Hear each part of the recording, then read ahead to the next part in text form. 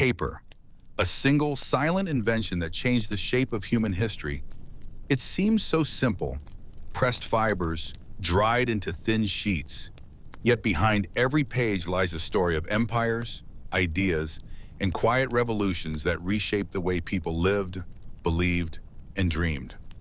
Long before machines filled libraries with books and offices with documents, paper began as an answer to an old universal problem: how to keep thoughts alive beyond the moment they were spoken, how to carry stories across time and space, to be read by eyes not yet born. In ancient times, people carved words into clay tablets or etched them into stone. Others wrote carefully onto strips of bamboo, pieces of silk, or scrolls of papyrus cut from river reeds. Each method carried its own burdens, heavy to lift, costly to make, or fragile under the weight of years. And so, generation after generation, the search continued for something lighter, cheaper, more lasting. Something that could hold a scholar's notes, a merchant's accounts, a poet's verses. Out of this quiet need, paper emerged. First in China, more than 1,000 years ago, where craftsmen found ways to turn scraps of bark, hemp, and cloth into soft, strong sheets that welcomed ink. From there, paper traveled across continents, along trade routes and through conquests. From royal courts to crowded markets, through monasteries and universities, until it became part of daily life. Its journey was neither quick nor simple. It took centuries for paper to spread, to replace parchment and papyrus, to become the blank canvas for everything from sacred texts to private letters. Yet over time, it transformed societies.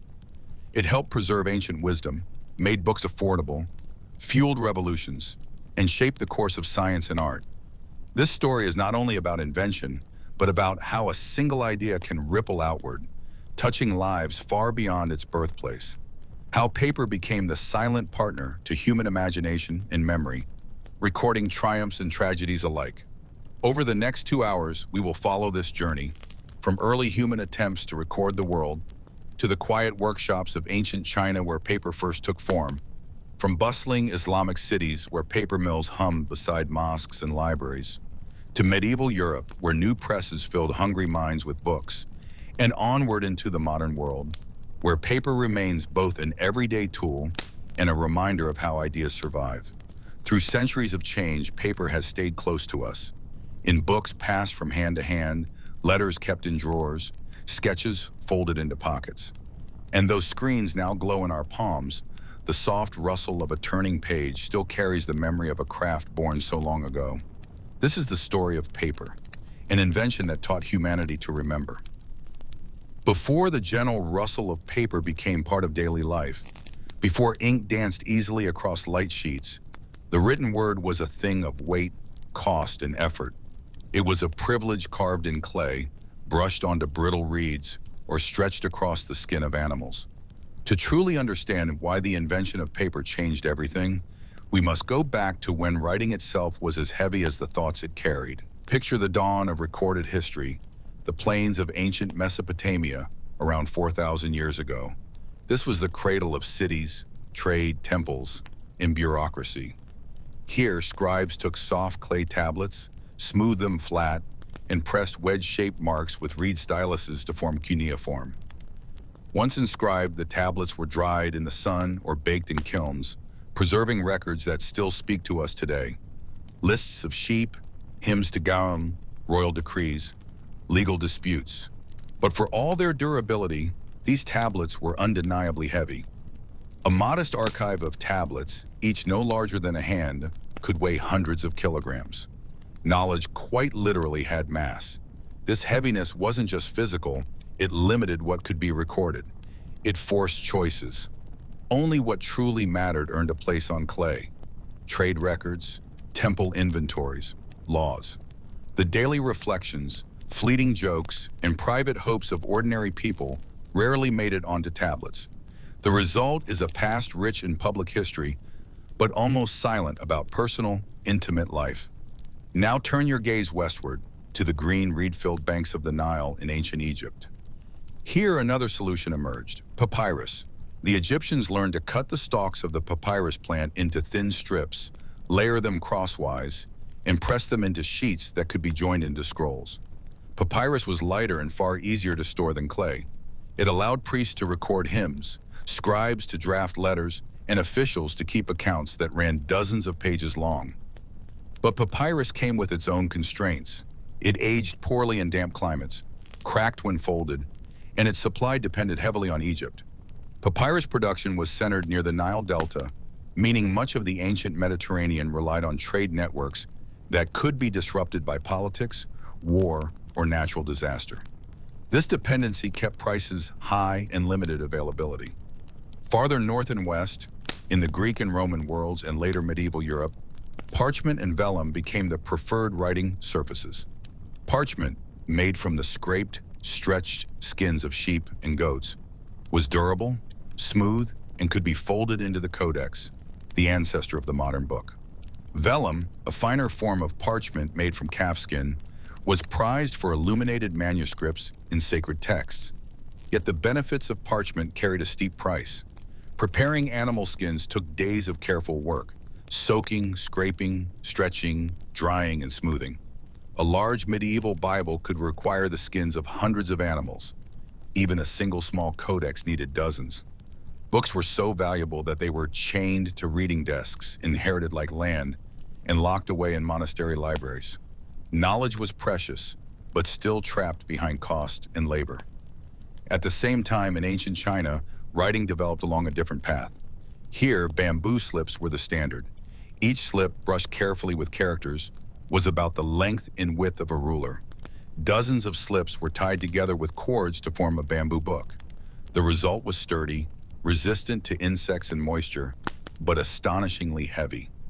A single volume could weigh several kilograms, making copying and transportation a serious undertaking.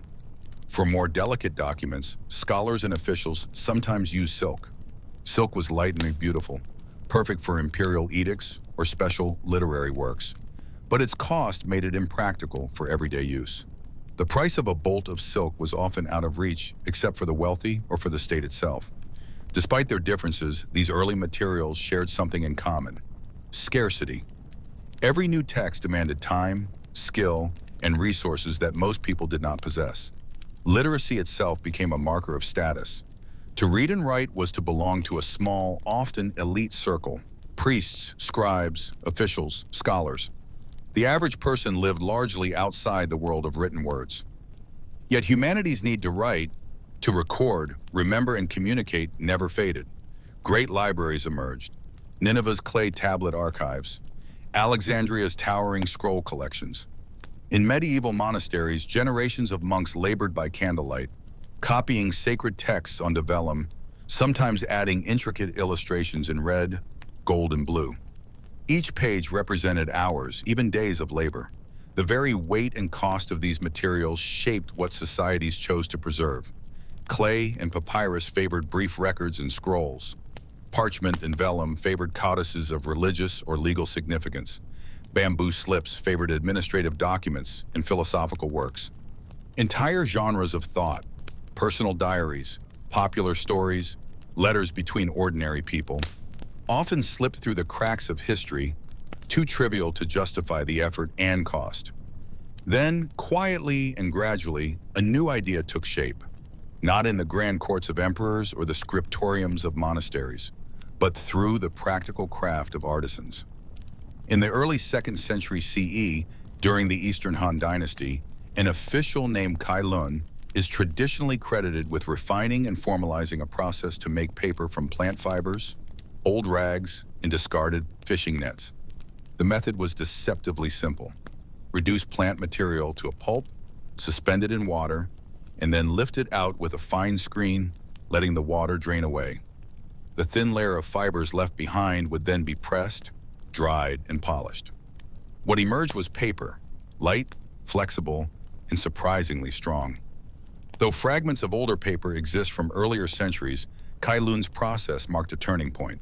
His innovation was not just about making paper, but making it consistently, cheaply, and from widely available materials. For the first time, writing had a medium that was truly scalable. Paper changed the balance between permanence and accessibility.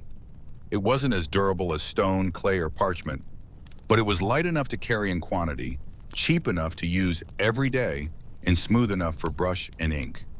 It invited scribes and scholars to write more, not less. It encouraged the growth of archives, libraries, and personal collections. At first, paper spread slowly within China, used by scholars, artists, and officials. But its potential was obvious. Bureaucrats could issue more copies of decrees. Merchants could keep more detailed records. Scholars could write, revise, and annotate without fearing the high price of parchment or the heaviness of bamboo. In time, paper crossed borders. Through trade, diplomacy, and sometimes war, it traveled along the Silk Road to Central Asia, the Islamic world, and eventually medieval Europe. Each culture adapted the craft using local fibers, mulberry in China, flax and hemp in the Middle East, recycled textiles in Europe. But long before paper fueled printing presses and revolutions, it did something subtler. It lowered the cost of memory. The barrier between thought and record became thinner. Writing was no longer the exclusive domain of institutions and elites. It could belong, slowly, to ordinary people too. And so, humanity's words became lighter, no longer carved in stone, baked in clay, or sewn from hides, but caught in the delicate weave of humble plant fibers. Words became easier to write, to share, and to preserve, and that, more than anything, changed history. As paper moved beyond China's borders, it began a quiet revolution, not sudden or explosive, but steady, like water wearing away stone. The power of this revolution lay not only in the invention itself, but in its adaptability. Unlike clay, which required river mud, or parchment, which depended on livestock, paper could be made wherever there were plants, cloth scraps, or old ropes. This flexibility would prove decisive. The first major wave of paper's spread moved westward along the Silk Road. By the 7th century, paper had reached Central Asia, where local craftsmen learned and refined the process. One key moment often cited by historians occurred after the Battle of Talas in 751 CE, where Tang Chinese prisoners reportedly shared papermaking techniques with their Abbasid captors. While the details remain debated, what matters is clear. By the 8th century, paper mills had been established in places like Samarkand. Samarkand's craftsmen found that local materials, such as flax, hemp, and old rags, made durable sheets. The knowledge moved from Samarkand into the heartlands of the Islamic world. Baghdad, Damascus, Cairo. Each city became a center of innovation, improving techniques and increasing output. In Baghdad, for instance, papermakers learned to pound fibers into pulp with water-powered hammers, a method far faster than hand pounding. The impact was swift and far-reaching. The Islamic Golden Age, already fueled by scholarship and translation, gained new momentum thanks to paper. Scribes could copy scientific treatises, philosophical works, and poetry more quickly and cheaply than ever before. Libraries grew not just in palaces and mosques, but in urban centers and private homes. Paper helped preserve the writings of Aristotle, Galen, and other classical thinkers, many of which would later travel to Europe and spark the Renaissance. In the Islamic world, paper also transformed commerce and governance. Merchants recorded contracts, kept ledgers, and drafted letters to partners across continents. Caliphs and bureaucrats issued decrees and kept archives that stretched for kilometers of shelf space, something impossible with parchment alone. Paper wasn't just a scholarly tool, it became the lifeblood of an empire's administration. Yet even as paper reshaped these societies, it remained an artisan craft. Each sheet bore the mark of the papermaker's mold, watermarks unique to each workshop, visible when held to light. These delicate emblems were the medieval equivalent of a brand, symbols of quality and origin. Meanwhile, further east, paper's role deepened in China, Korea, and Japan. Chinese scholars compiled encyclopedias, painted calligraphy, and created intricate woodblock prints on paper. In Korea, Buddhist monks printed entire sutras, spreading teachings to new readers. In Japan, handmade washi paper became central to poetry, art, and everyday life. Strong yet light, textured yet smooth. The Japanese, in particular, developed countless uses for paper beyond writing. shoji screens to filter light, umbrellas to shield rain, ceremonial decorations, even armor layers for protection in battle. Paper became woven into the daily life of an entire culture, a testament to its versatility. By the 12th century, paper crossed into Europe through Islamic Spain and Sicily. At first, European scribes and scholars viewed it with suspicion. Parchment, after all, had centuries of prestige. Paper seemed fragile and foreign, yet its cost advantages were impossible to ignore. Monasteries that had once labored over a few costly vellum codices could now produce many paper copies. As papermaking spread to Italy, France, and Germany, European craftsmen experimented with materials like linen rags. Water-powered paper mills became common along rivers, harnessing nature's force to pulp fiber on a larger scale. By the 14th century, paper was increasingly used for legal documents, merchant accounts, and correspondence. Still, parchment lingered for works of great significance: illuminated Bibles, royal charters, scholarly masterworks. The medieval world straddled two traditions: the old, heavy skin of animals and the new, light skin of plants. Then, in the 15th century, an invention collided with paper to change everything again: the printing press. Johannes Gutenberg's press, around 1450, made it possible to produce hundreds of identical pages quickly. But without affordable paper, printing would have remained an expensive curiosity. Together, printing and paper unleashed a wave of books, pamphlets, and leaflets. In the space of a few generations, Europe's manuscript culture gave way to print culture. Literacy rose as books became cheaper. Scholars debated ideas across borders, reformers challenged authorities, and explorers recorded their voyages. Paper carried not just words but revolutions of thought. Behind this explosion stood countless anonymous papermakers, men and women who stirred vats of pulp, lifted fragile sheets onto felts, and stacked them under heavy presses to dry. Each sheet that left their workshop became a silent messenger, carrying news, prayers, knowledge, and dreams. Yet even with these changes, papermaking remained tied to human hands. Each sheet bore small imperfections: specks of bark, faint lines from the mold, watermarks barely visible except to those who knew to look. These signs told the story of its making, a quiet reminder of craft in an age increasingly driven by machines. The choice of materials also evolved. In Europe, demand outstripped the supply of linen rags, leading to fierce competition and even rag riots when authorities tried to export cloth needed for papermaking. Later, new techniques emerged to use wood pulp, reshaping the industry again. In parallel, outside Europe, paper continued to flourish in different forms. In the Ottoman Empire, craftsmen refined papers for calligraphy and miniature painting. In Mughal India, papermakers produced sheets tinted in pale colors: pink, blue, cream, often polished with shells to a soft sheen. Persian poets wrote verses on delicate, decorated paper, blending word and art. Paper became a bridge across languages, cultures, and faiths. A Persian treatise on astronomy might travel west, be copied by an Arabic scholar, then printed in Latin in Venice, read by a German student, and spark new ideas centuries later. Yet despite its growing familiarity, paper kept a certain magic. Its very texture invited the human touch. Scholars noted how it absorbed ink differently than parchment, how brush or pen could dance across its surface. For artists, paper offered a canvas of endless possibility. For bureaucrats, a tool of order. For lovers, a page to slip secret words. The sheer lightness of paper made it democratic. It could be folded into letters, stitched into books, or wrapped around goods, or used to sketch a passing thought. Unlike stone inscriptions or bronze tablets, it belonged not only to the powerful but also to the poor, the wandering monk, the traveling merchant, the unknown poet. By the dawn of the modern era, paper had wrapped itself around daily life. Account books, calendars, maps, newspapers, playing cards, tickets, all made of paper. Even as it made words cheaper, it preserved them longer than memory alone could.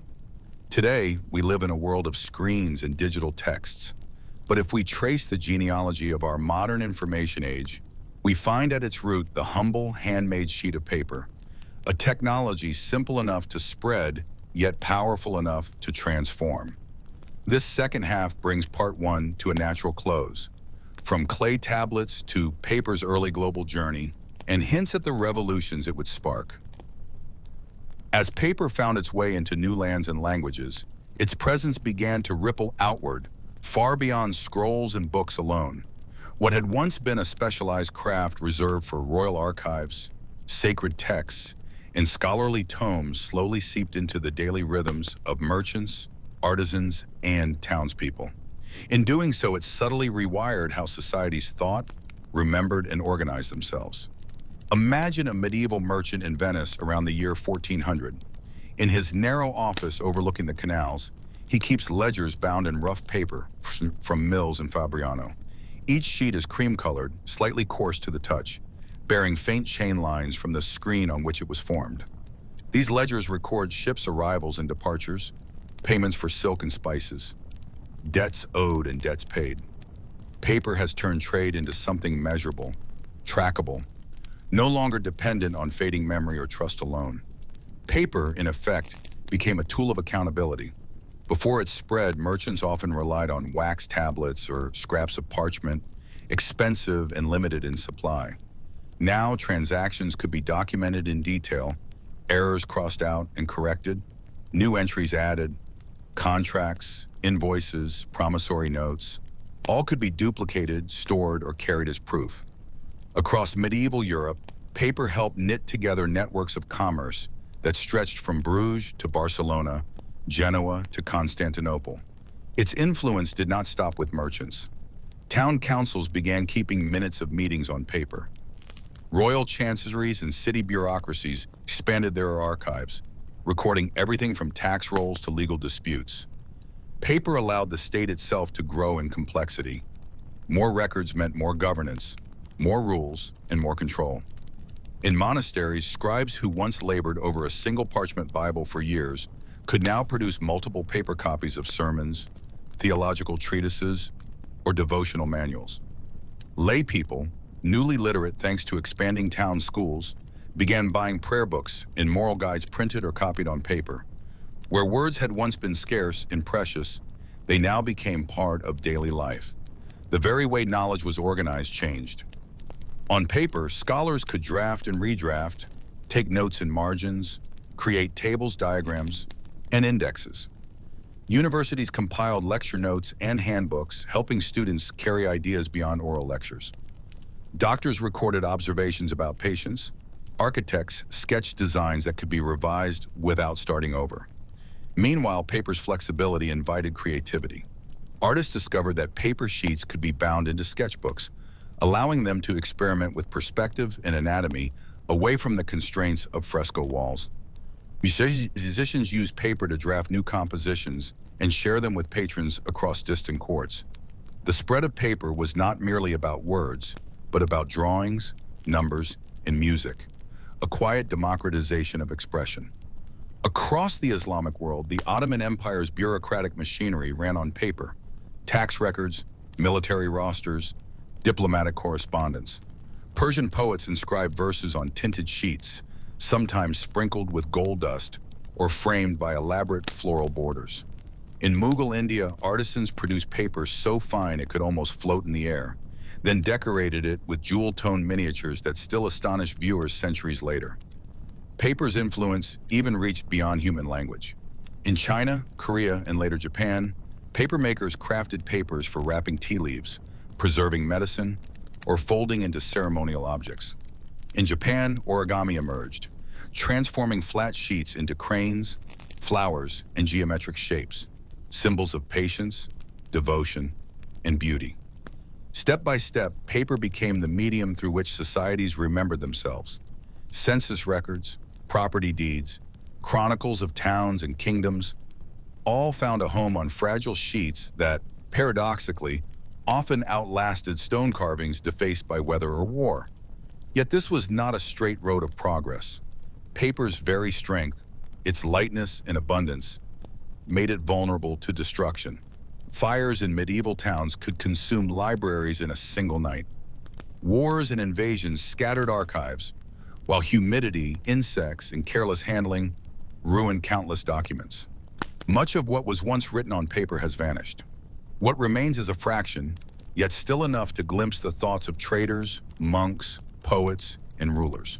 By the late medieval period, as literacy crept outward from monasteries and courts into towns and even villages, a hunger for books grew.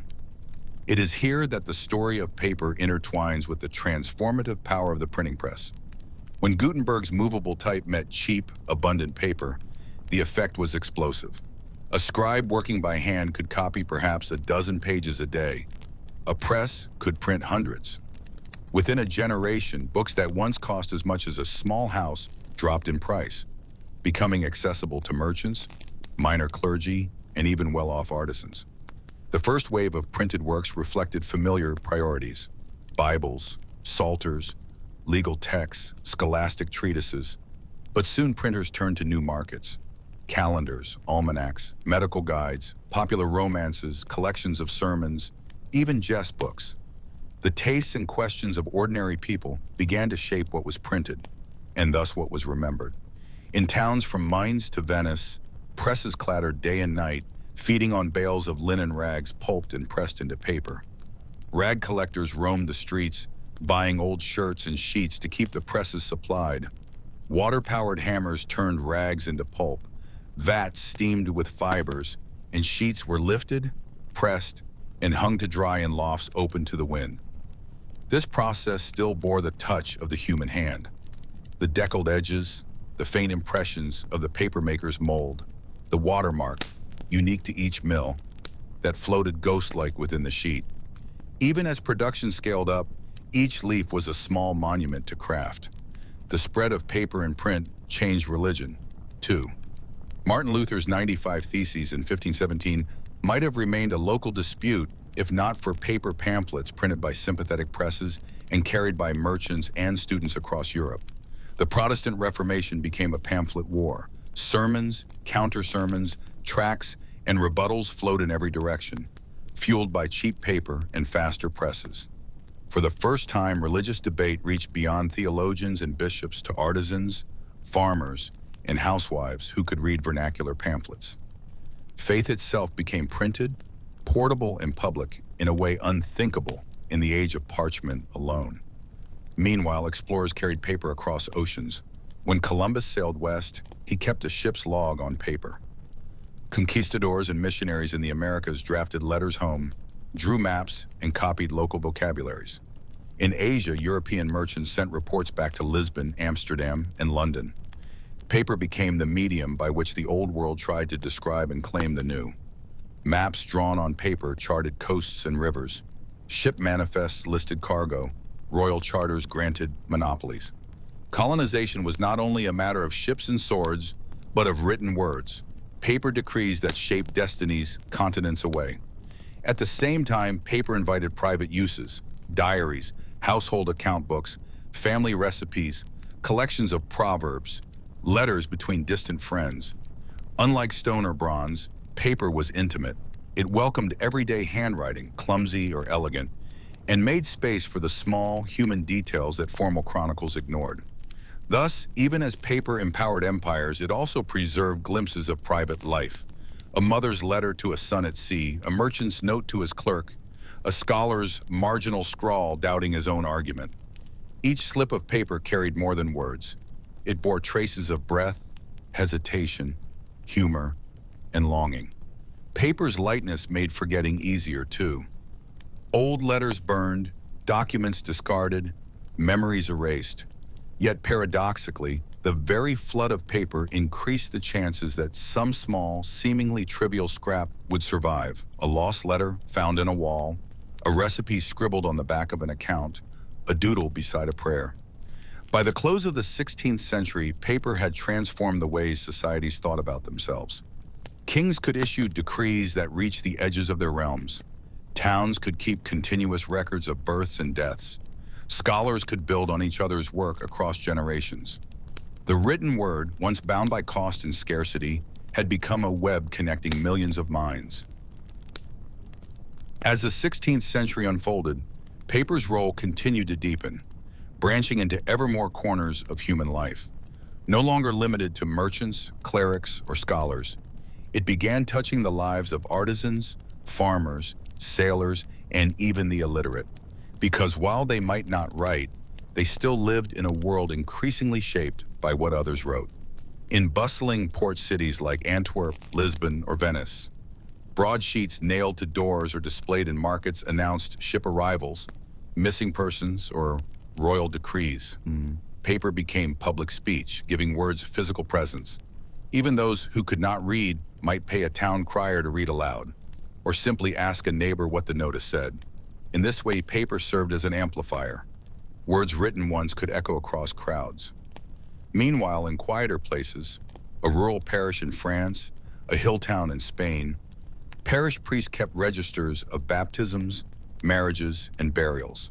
These dusty paper books, updated week by week, slowly accumulated into a living memory of entire communities.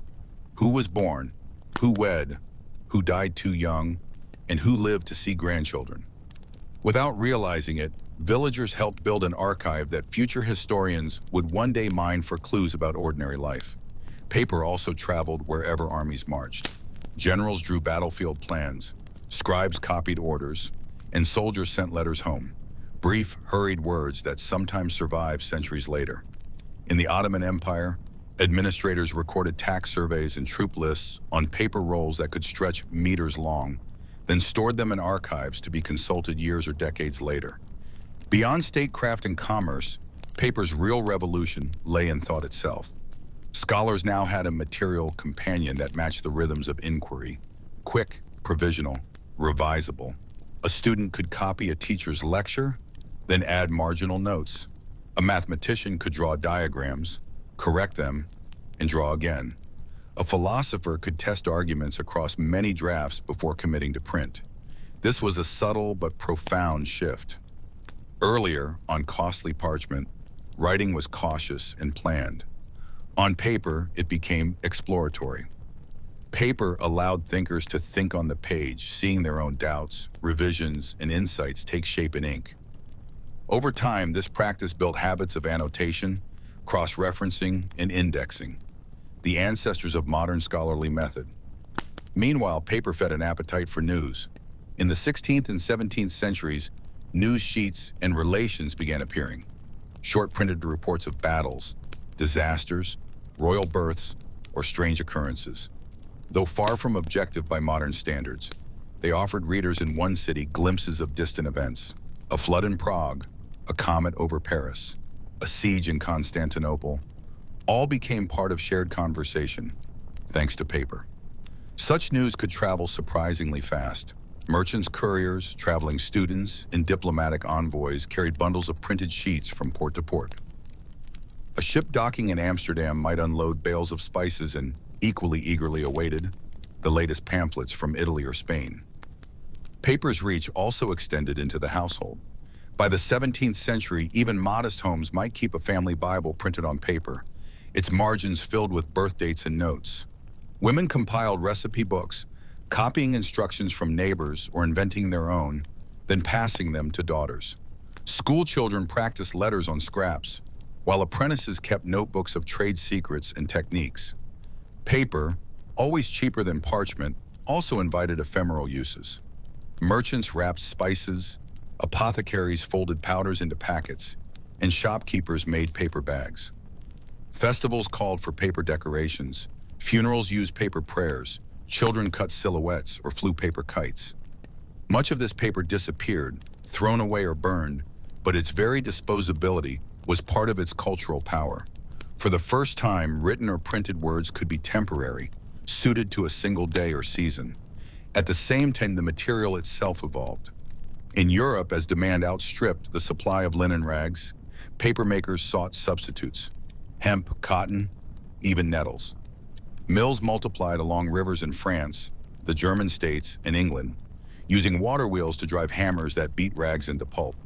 The craft still required skill, judging pulp consistency, keeping molds level, pressing and drying sheets evenly to avoid warping.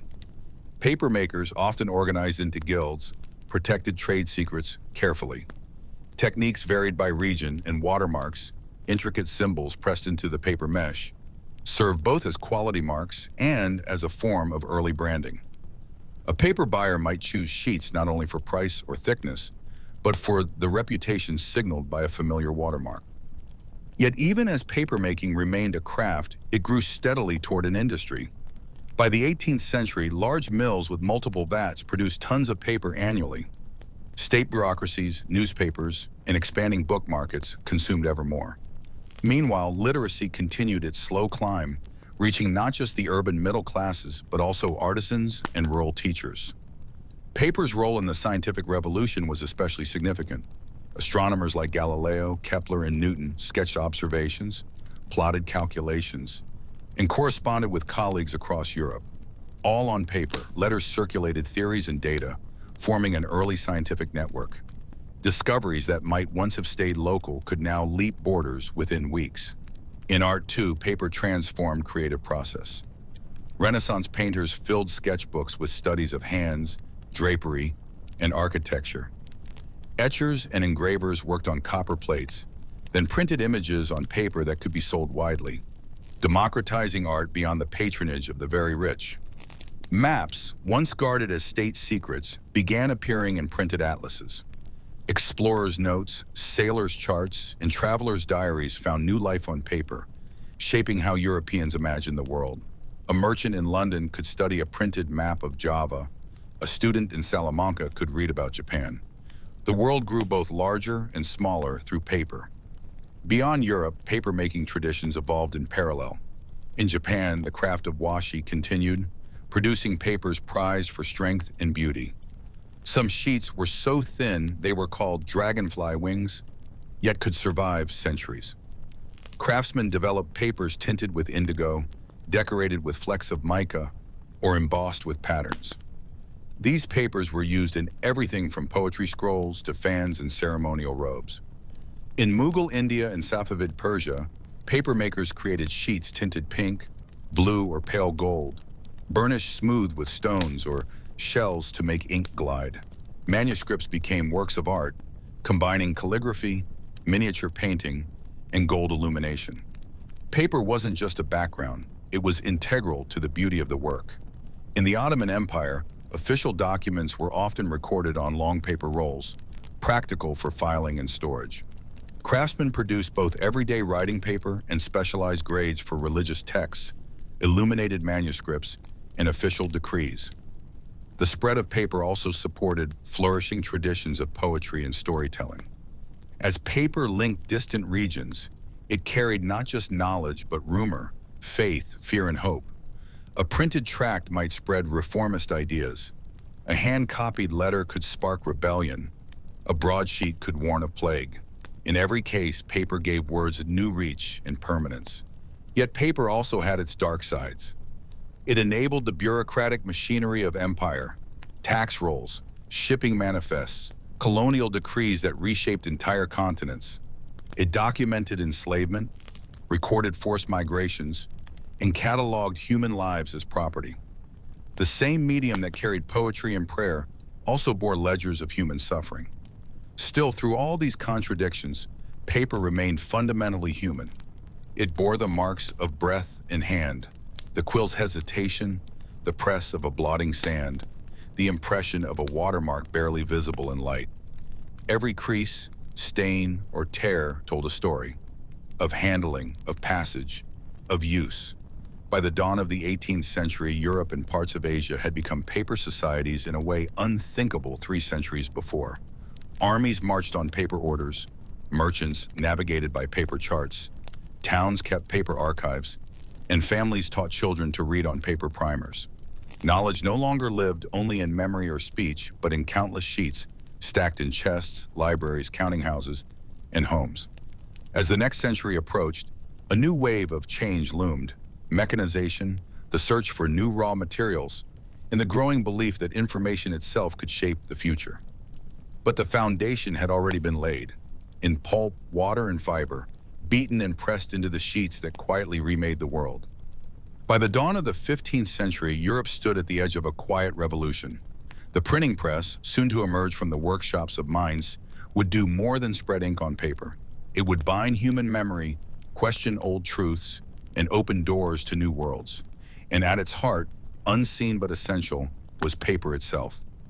Before the press, every book meant long hours of labor. Scribes hunched over desks in candlelit scriptoria, dipping pens into ink, copying word after word. Mistakes were scraped away with knives, corrections added carefully. Even short works took months to complete, and each copy was unique, a handmade treasure, costly and rare. Then, around 1450, Johannes Gutenberg combined known technologies, movable type, oil-based inks, and the sturdy screw press, into a system that could produce multiple identical pages with astonishing speed. But this new power needed a partner. Paper, cheap enough to print on, yet strong enough to endure the press's pressure.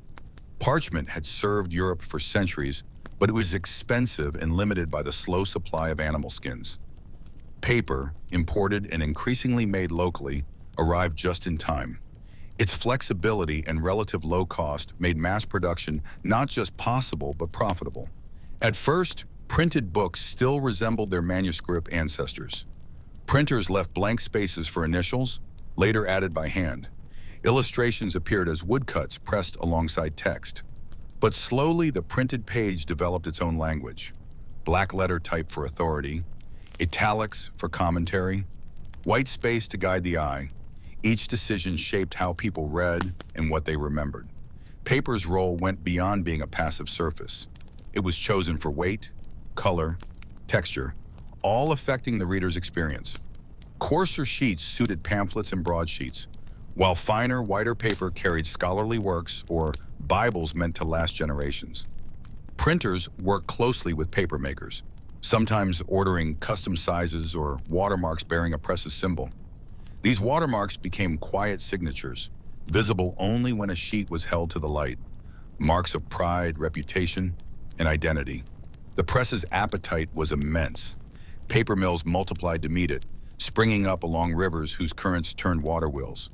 Workers, often whole families, sorted rags, beat pulp, formed sheets, and dried them in long halls open to the breeze. The cycle was relentless. Demand for books, demand for paper, demand for rags. By the late 15th century, books poured from presses in Venice, Paris, Nuremberg, and beyond. They crossed borders wrapped in cloth or barrels, carried by merchants and scholars. A single press could produce more pages in a week than a scribe might write in years. And these pages traveled faster and further than ever before. At first, most printed works mirrored what had long existed: religious texts, classical authors, legal codes. But soon new forms emerged: almanacs, grammar guides, and popular romances. Pamphlets debated theology and politics. Song sheets spread melodies and satire. The printed word slipped from cathedral to market stall, from noble library to student hostel. For Europe, paper became the bloodstream of the Renaissance and Reformation alike. It carried Erasmus's humanist critiques and Luther's fiery theses, each page sparking conversation, controversy, or rebellion. Printing houses buzzed day and night, and outside, readers gathered in taverns or marketplaces, sharing the latest broadsheet. Beyond Europe, paper-powered printing took different paths. In Korea, metal movable type had appeared centuries earlier, used to print Buddhist texts and dictionaries. In China, woodblock printing produced enormous editions of classics, calendars, and religious works. Yet these technologies flourished alongside manuscript traditions, each shaped by local tastes and materials. Japan, too, embraced printing on its unique washi papers, prized for their durability and soft finish. Ukiyo-e artists combined woodblock technique with paper's delicate strength to create prints whose colors still astonish centuries later. In the Islamic world, printing faced religious and cultural resistance at first, but manuscript production on burnished, dyed papers continued to thrive. Skilled calligraphers saw the handwritten page not just as text, but as art. In Ottoman and Persian workshops, illuminated manuscripts glittered with gold and lapis, the paper itself polished until it shone. Yet everywhere, paper remained the silent partner. Whether bearing hand-drawn letters or cast type, it shaped what was possible and what survived. A fragile sheet could preserve a poet's voice across centuries, or carry a proclamation to a crowded square. In Europe, the 16th century brought rapid change. Universities expanded, literacy spread slowly beyond elites, and paper became part of daily life. Merchants kept ledgers, students annotated textbooks, and officials filled archives with decrees and petitions. The page, once rare and precious, became familiar, yet never lost its quiet magic. Paper also democratized memory. Families recorded births and deaths in margins of Bibles. Craftsmen kept notebooks of techniques and pets. Travelers kept diaries of distant lands. These humble pages, never meant for history, now offer glimpses into everyday lives otherwise forgotten. As demand grew, papermaking itself evolved. Mills grew larger, techniques refined. Rags remained the chief raw material, but shortages led to experiments, mixing in rope, hemp, or even nettles. Some sheets grew thinner and smoother, others thicker for special uses. Watermarks, once simple symbols, became intricate coats of arms or allegorical figures, testaments to a mill's pride and ambition. Papermakers learned to size sheets with gelatin, making ink flow evenly and resist blotting. Bleaching improved whiteness, prized for certain texts. Craftsmen judged pulp consistency by eye and hand, the subtle art passed down through apprenticeship rather than books. In port cities like Amsterdam or London, merchants sold paper by the ream, labeled by origin and quality. Italian papers commanded high prices for fine books. German sheets suited everyday printing. Buyers weighed cost against reputation, balancing profit and prestige. Yet paper wasn't only for words. Maps and charts guided sailors across oceans. Scientific diagrams shared discoveries. Artists sketched ideas before ever touching canvas. Even architects planned cathedrals on paper, revising lines that stone would fix forever. In this age, paper became the medium of possibility, a space to imagine, test, and correct before committing to permanence. Its flexibility encouraged creativity, its affordability widened participation, and its durability gave thoughts a chance to outlive their authors. The relationship between paper and the press wasn't one-sided. Just as the press needed paper, so too did papermaking flourish under printing's demands. Mills multiplied, water wheels turned day and night, and whole valleys in France, Italy, and Germany lived by the rhythm of pulp and drying sheets. Rag collectors scoured towns for discarded linen, shouting chiffons in narrow alleys. Housewives sold worn shirts and sheets, knowing their faded cloth would find second life as pages for prayer or poetry. The cycle of use and reuse bound rich and poor alike in paper's story. Even monarchs recognized paper's importance. States taxed paper production, regulated export, and occasionally banned imports to protect local mills. Wars could interrupt supply, driving up prices. Peace restored trade routes, flooding markets with fresh sheets. Through it all, the printed word kept spreading. By 1600, scholars estimate millions of books had been printed in Europe alone, an explosion of text unthinkable just a century earlier. And behind every book, pamphlet, or broadsheet lay the quiet, unseen labor of papermakers shaping pulp into possibility. By the 17th century, new challenges arose: shortages of rags, rising demand from newspapers and official records, and the need for ever cheaper production. Innovators began to dream of alternative fibers, of machines to replace slow hand vats. But those revolutions still lay ahead. For now, paper and print march together. Twins of modernity, born of craft, yet pushing humanity into new realms of thought, faith, and doubt. Together, they reshaped how people learned, remembered, and dreamed. As the 17th century progressed, the world found itself ever more dependent on the quiet strength of paper. Cities grew, trade expanded, and with them came a hunger for documents, shipping manifests, tax records, licenses, letters, newspapers, and pamphlets by the thousand. Each was destined for a different hand, a different set of eyes, but all relied on the same thin, flexible sheets that had begun life in vats beside European rivers.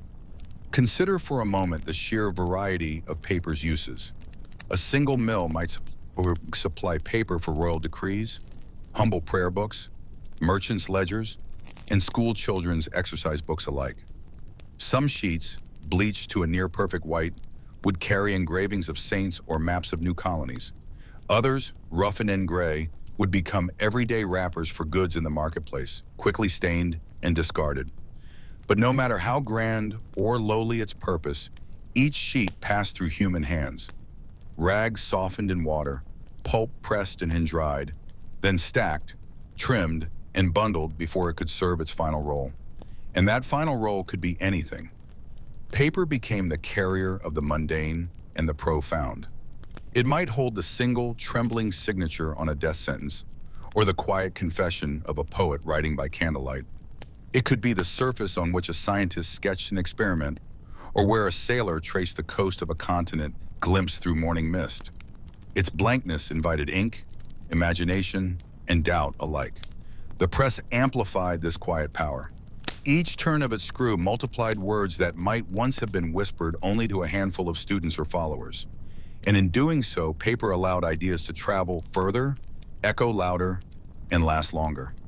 The sermons of reformers, the speculations of astronomers, the gossip of pamphleteers, all found homes on paper, and from there found their audiences. But paper's story is not only of triumph and learning, it is also a story of control. As governments grew stronger and more bureaucratic, they learned to use paper not just to spread ideas, but to manage lives. Birth and death registers, tax rolls, permits, and censuses all depended on paper to function. Bureaucracies multiplied their power through written records, transforming kingdoms into states, and subjects into citizens, tracked on pages bound in dusty volumes. In colonial empires, paper crossed oceans to become an instrument of conquest.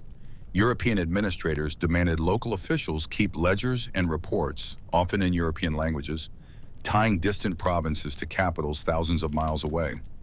Paper maps helped redraw borders, sometimes heedless of rivers, mountains, or the people who lived there. The same medium that carried verses of love and wonder also bore orders of occupation and exploitation. Yet paper also offered a voice to those without power. Rebels, reformers, and radicals printed manifestos and clandestine newsletters, often on the cheapest scraps they could find. Secret presses operated in basements and barns, workers risking prison or worse. Smuggled sheets crossed frontiers hidden in barrels or sewn into clothes, spreading ideas that rulers tried desperately to silence. The printed word could inflame or inspire. In England, seditious pamphlets questioned the divine right of kings. In France, broadsheets mocked court scandals and whispered of liberty. In the Americas, colonial newspapers urged resistance against imperial taxes. Their pages shared and reread in taverns and town squares. Across Europe, readers gathered by lamplight to pass hand-pressed tracts from hand to hand, the paper itself smudged with ink and urgency. Paper's adaptability made this possible. A single hand press, a pile of cheap sheets, in a few hours' work could flood a city with dissent. And even if authorities seized copies and burned them, more could be printed by dawn. The fragility of each sheet was outweighed by the resilience of the words it bore. Meanwhile, the demand for paper continued to climb. Book publishing became a commercial enterprise, driven by profit as much as by piety or learning. Encyclopedias and scientific journals appeared, gathering knowledge from across continents. Newspapers began to publish regularly, printing fresh news from foreign wars, court scandals, and markets. Every day, printers checked their paper stock carefully, worrying over price and quality. A shortage of good rags could delay an edition. A shipment of damp sheets could ruin days of work. Traders shipped bales of paper along rivers and roads, and mill owners competed fiercely to sign contracts with major presses. Behind the commerce lay craft. Papermakers knew the subtle alchemy of water, fiber, and pressure. A moment's distraction could mean torn sheets or uneven texture. The best mills guarded their techniques, passing secrets from master to apprentice. Families built reputations over generations, their watermarks a promise of consistency and care. In this period, new experiments emerged. Some mills added starch to strengthen sheets or mixed in new fibers to stretch scarce rags. Others tried chemical bleaching to improve whiteness. Each innovation faced skepticism. Printers feared ink wouldn't stick properly. Readers distrusted strange-smelling paper. Yet the pressure of rising demand forced change. Across Europe, certain regions became known for specific qualities. Italian paper, soft yet durable, was favored for fine books. Dutch sheets, smooth and bright, suited copperplate engravings. German mills supplied robust paper for official records and everyday printing.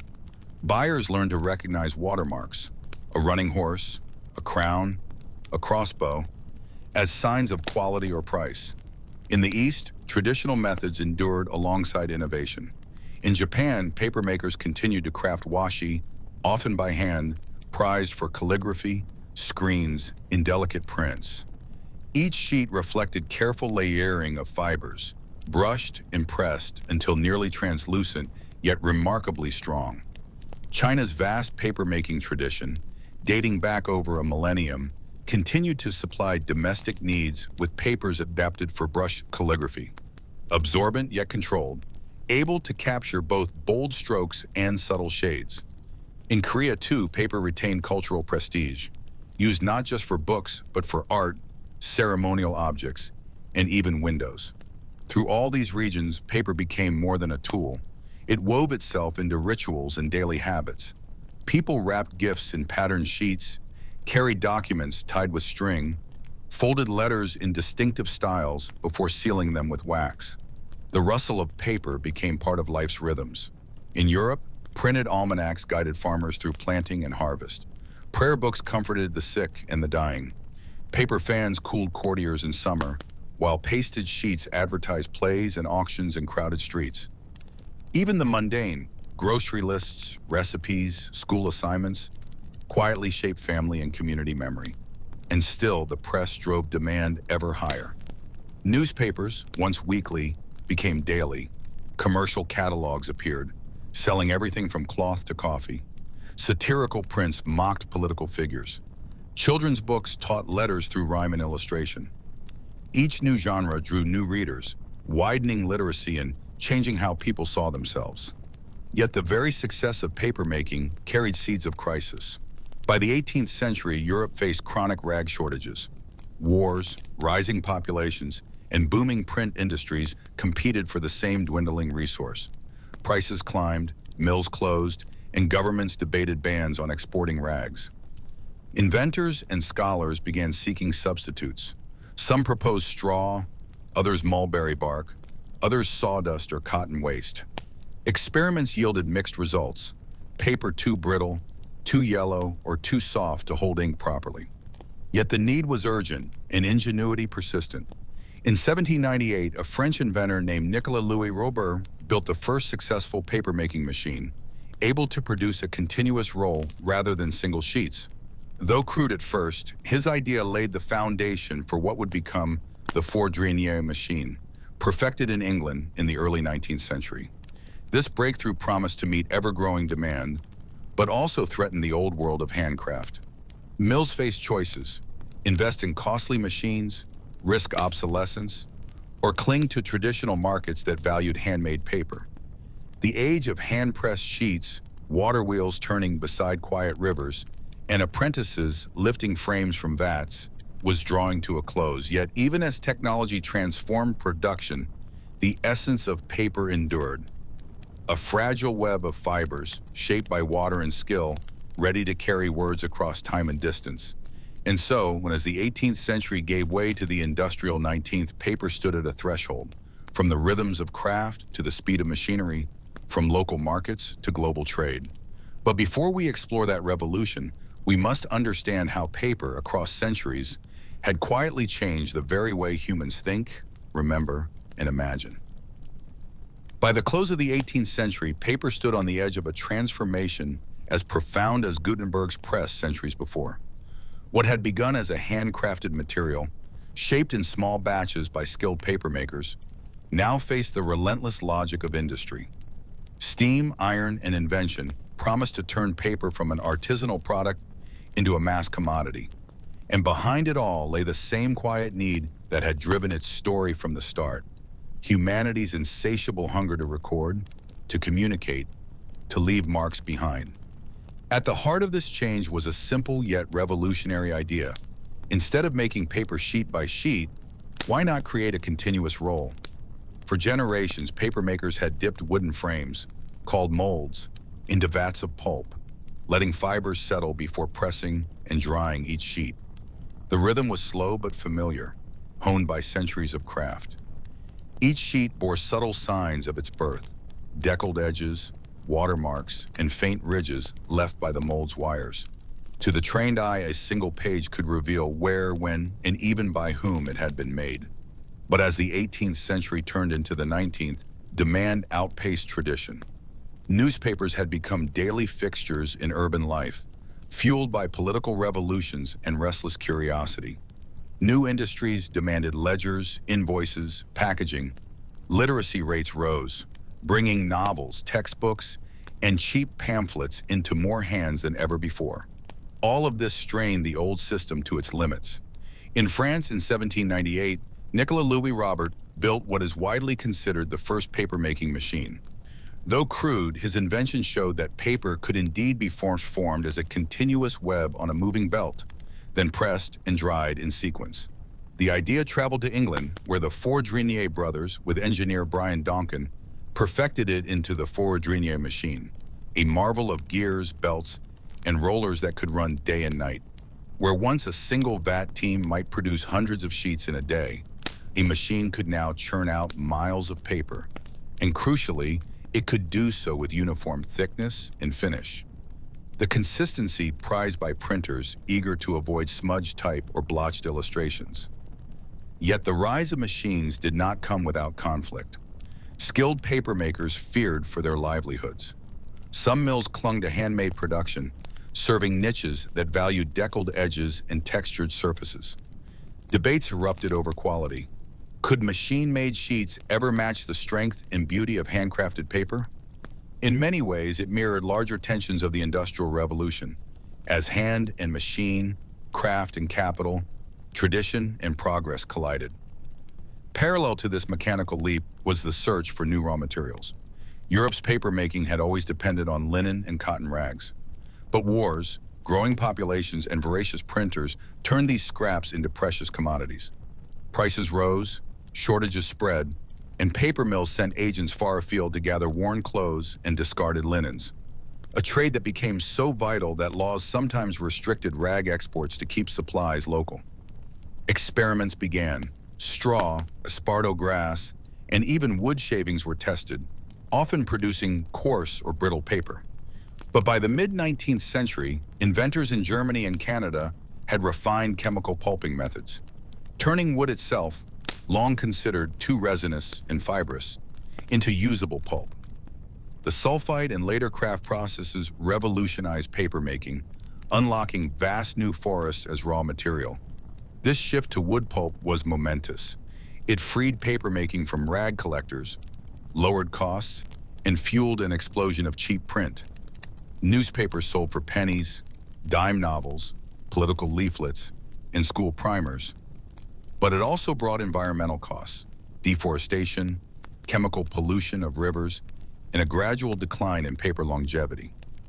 The lignin left in many wood pulp papers turned them acidic, causing them to yellow and crumble within decades.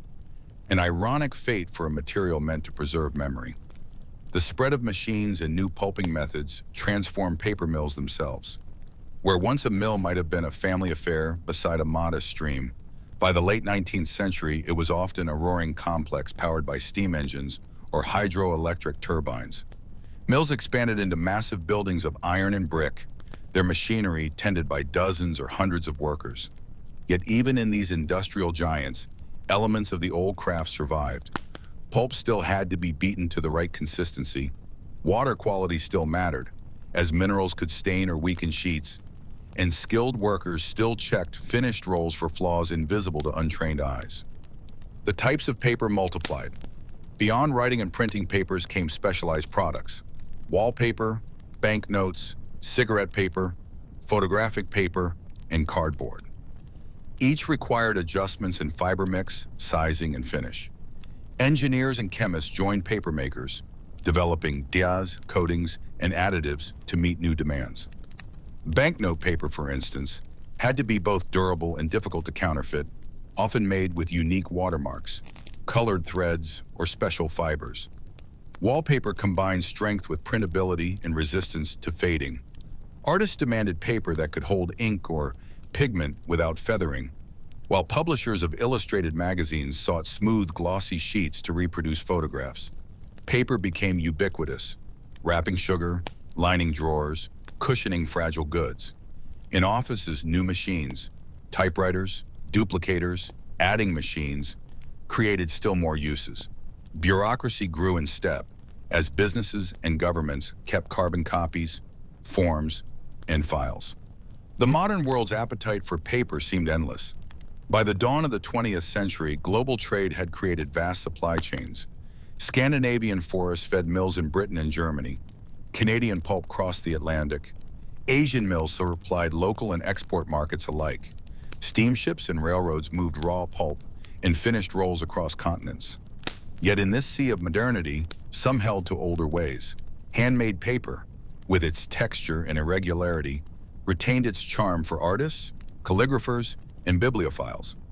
Small mills in Italy, Japan, and India continued to produce papers using centuries-old techniques, dipping molds by hand, drying sheets on ropes, and sizing them with natural gelatin. In Japan, the making of washi remained both craft and cultural heritage. Skilled artisans selected kozo, mitsumata, or gampi fibers, steaming and stripping bark, boiling it with lye, then painstakingly beating it into pulp. The formation of each sheet, guided by subtle wrist movements, could take years to master. Washi's combination of thinness, strength, and softness made it ideal not just for calligraphy, but for lanterns, folding screens, and restoration work. Similarly, in India, the revival of handmade paper became linked to independence and cultural pride. Mahatma Gandhi himself promoted khadi paper, made from recycled cotton cloth, as part of the Swadeshi movement to reduce dependence on foreign imports. These crafts persisted not despite modernity, but partly because of it, as reminders of touch, patience, and human scale in an age of mass production. Yet most paper by the early 20th century was machine-made. Massive rolls fed high-speed rotary presses that could print tens of thousands of newspapers an hour. Advertisements, comics, serialized novels, and news flashed through cities overnight. Literacy, once a privilege, became a widespread expectation, and paper was its silent partner. In homes, children drew on cheap pads. Families pasted newspaper clippings into scrapbooks. Cooks copied recipes into stained notebooks. Offices generated memos, invoices, and reports by the ream. The very word paperwork entered language to describe the bureaucracy of modern life. And beyond cities, paper carried knowledge into remote regions, school books in mountain villages, agricultural bulletins in farming communities, health pamphlets in crowded port towns. Each sheet extended the reach of institutions and ideas. By mid-century, scientists and archivists faced a paradox. The very success of cheap wood pulp paper meant millions of books, documents, and newspapers were crumbling to dust. Libraries began preservation efforts, microfilming pages or transferring fragile text to acid-free paper. Yet the sheer scale of modern print made saving everything impossible. Even so, paper's hold on daily life remained firm. Despite radio, cinema, and later television, the tactile, personal, and portable nature of paper proved resilient. A letter in an envelope, a newspaper on a park bench, a paperback in a pocket. Each carried a presence no broadcast could replace. In this industrial age, paper had become both more humble and more essential, a carrier of everything from love notes to laws, from cartoons to constitutions. Its very ordinariness belied the centuries of craft, experiment, and transformation that had brought it from mulberry bark and rags to endless rolls humming through steel machines. And even as the 20th century advanced, new challenges and possibilities awaited: synthetic fibers, recycling, digital threats, and yet always the quiet power of a blank sheet ready to receive thought. As the 20th century progressed, the scale of papermaking became staggering. Giant mills sprawled along rivers, sometimes processing thousands of tons of pulp a day. The hum of machines, once novel, became part of the industrial soundtrack of modern life. Rail cars arrived loaded with timber, coal, and chemicals.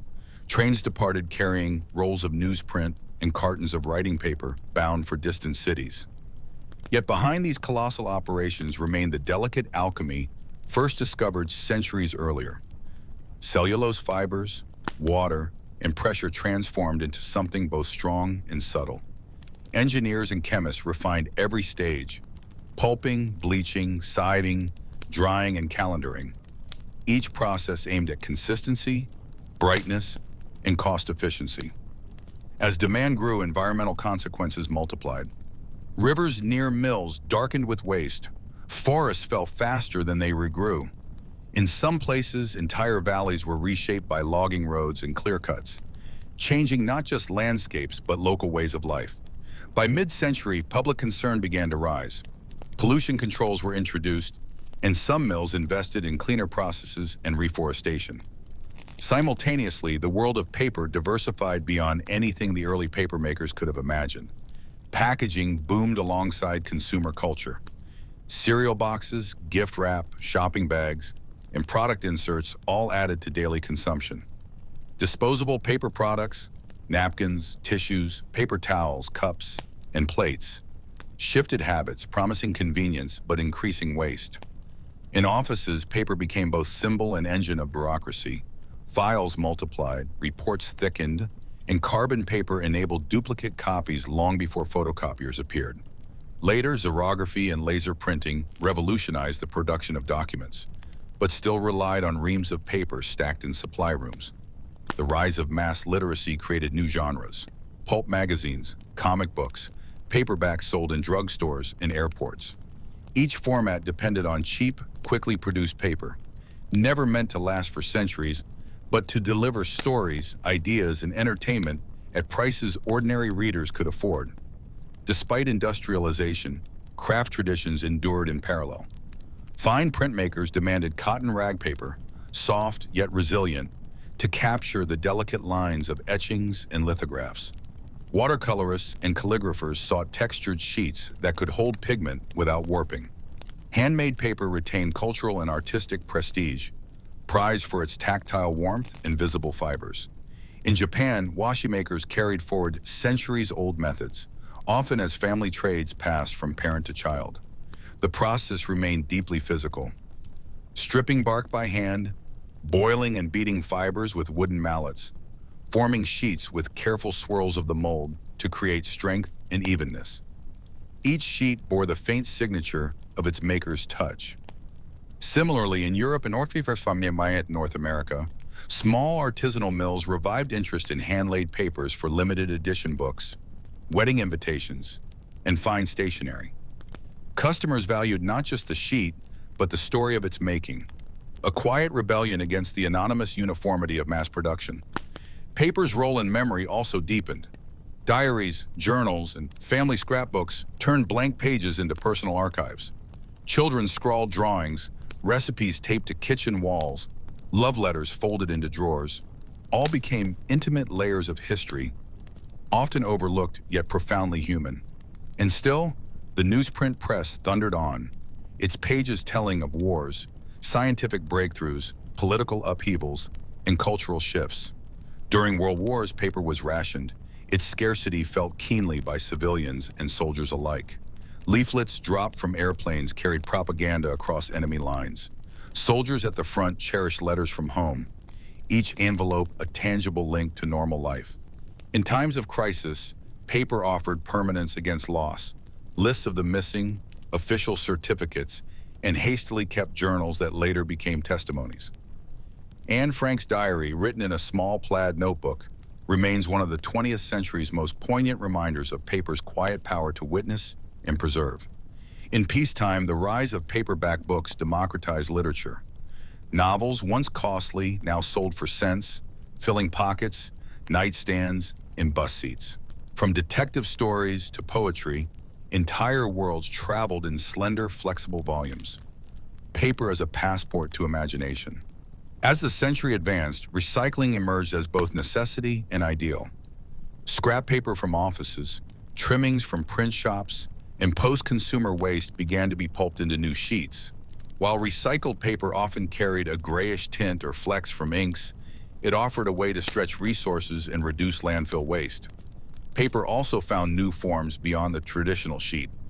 In the packaging industry, corrugated cardboard, invented in the late 19th century, became essential for shipping.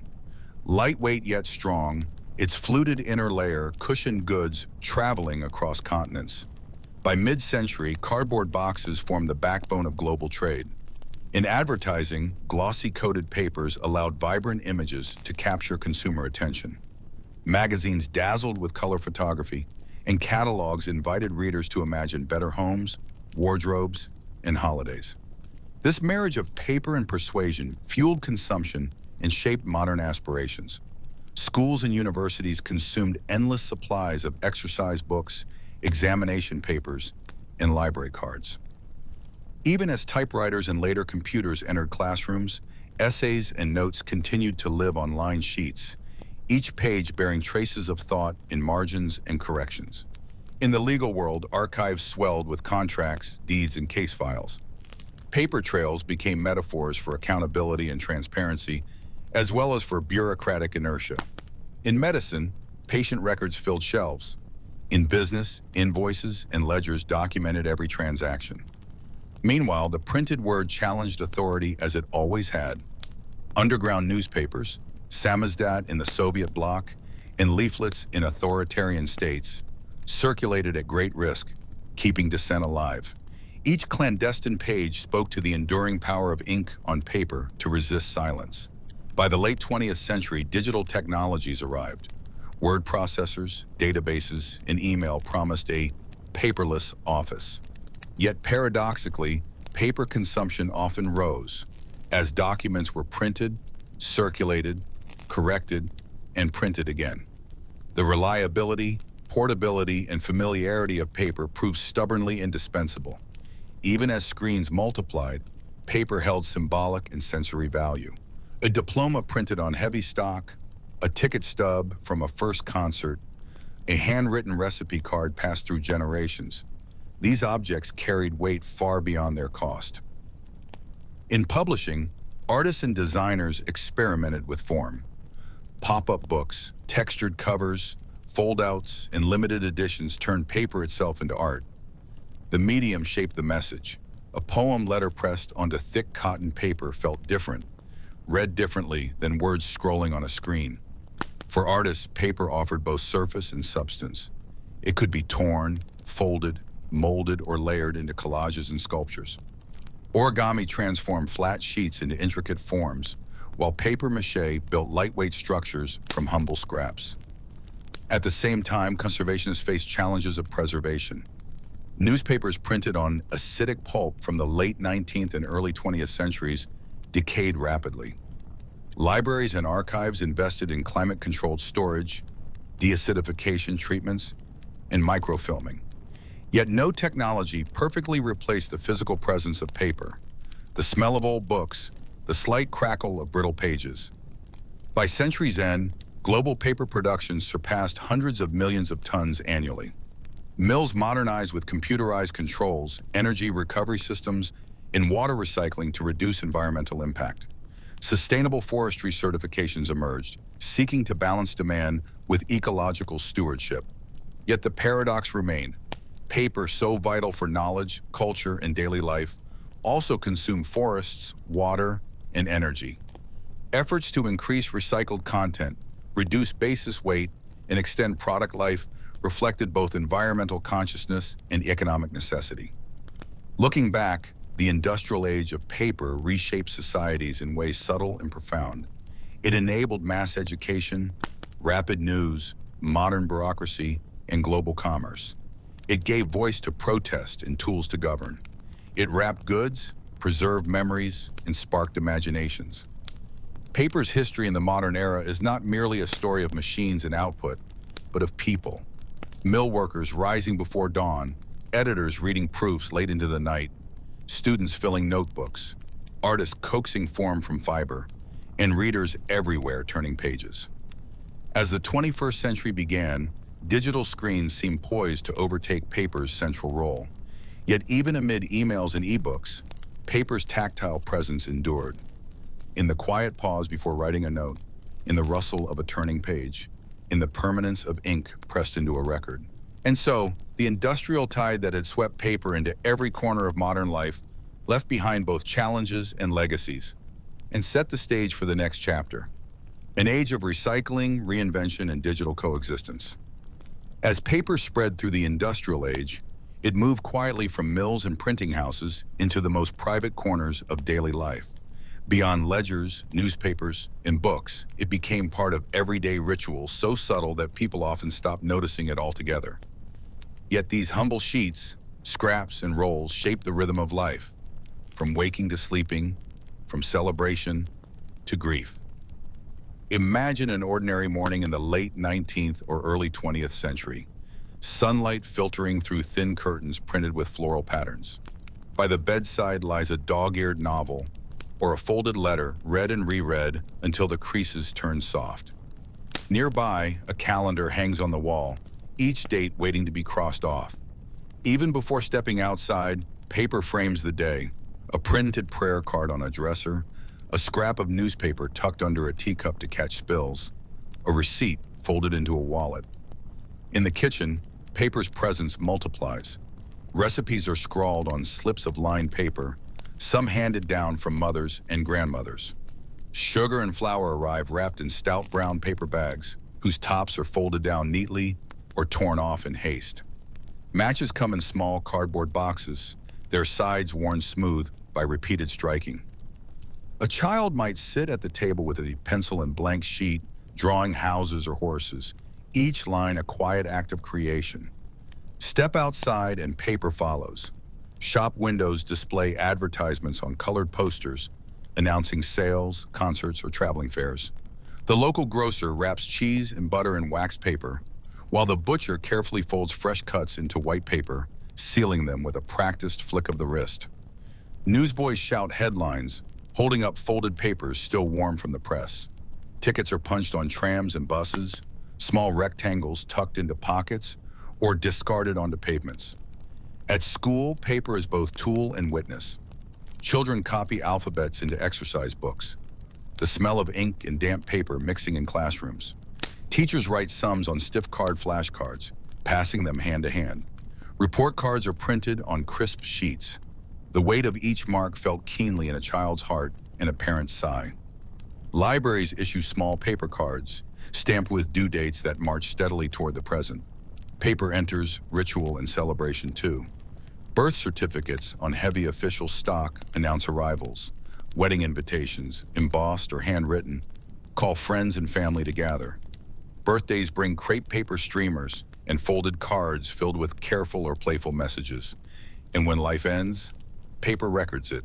Death certificates, funeral programs, and newspaper obituaries marking the passing for both family and community. In quieter moments, paper becomes a confidant. Diaries hide secrets under locks or simple covers. Love letters, sometimes dashed off in haste, sometimes crafted over hours, fold private words into envelopes sealed with hope or dread. Even a scrap torn from a larger sheet can carry meaning.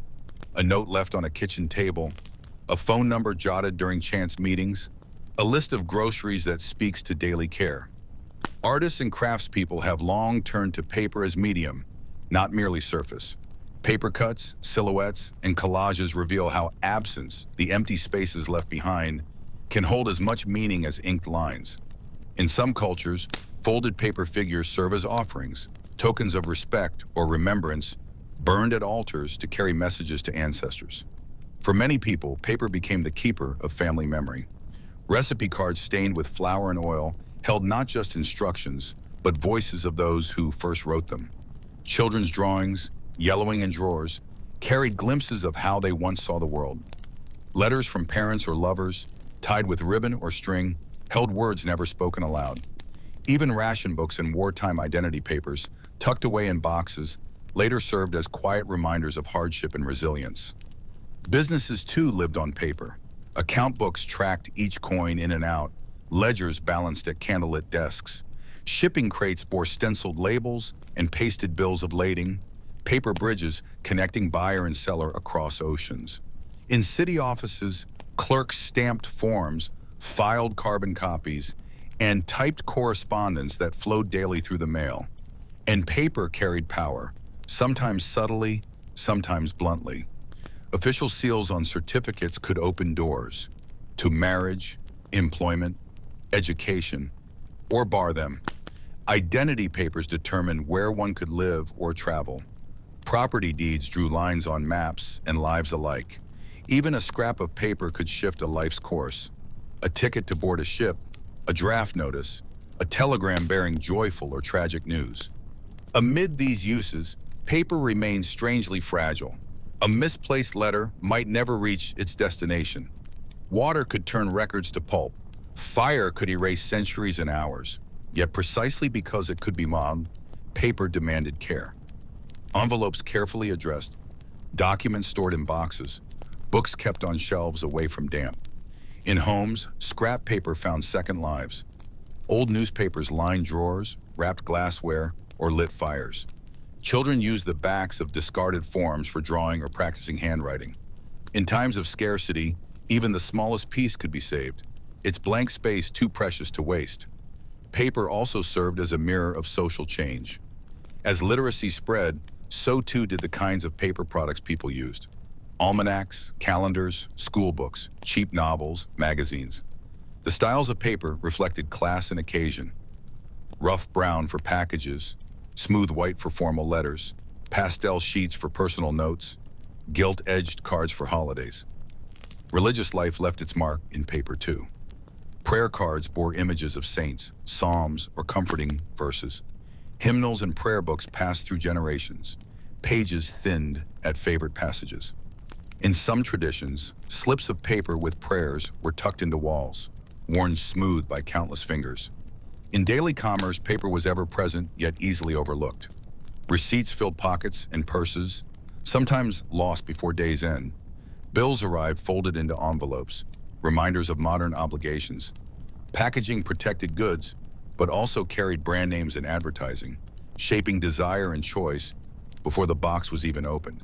And then there were calendars and planners, silent companions to daily routine.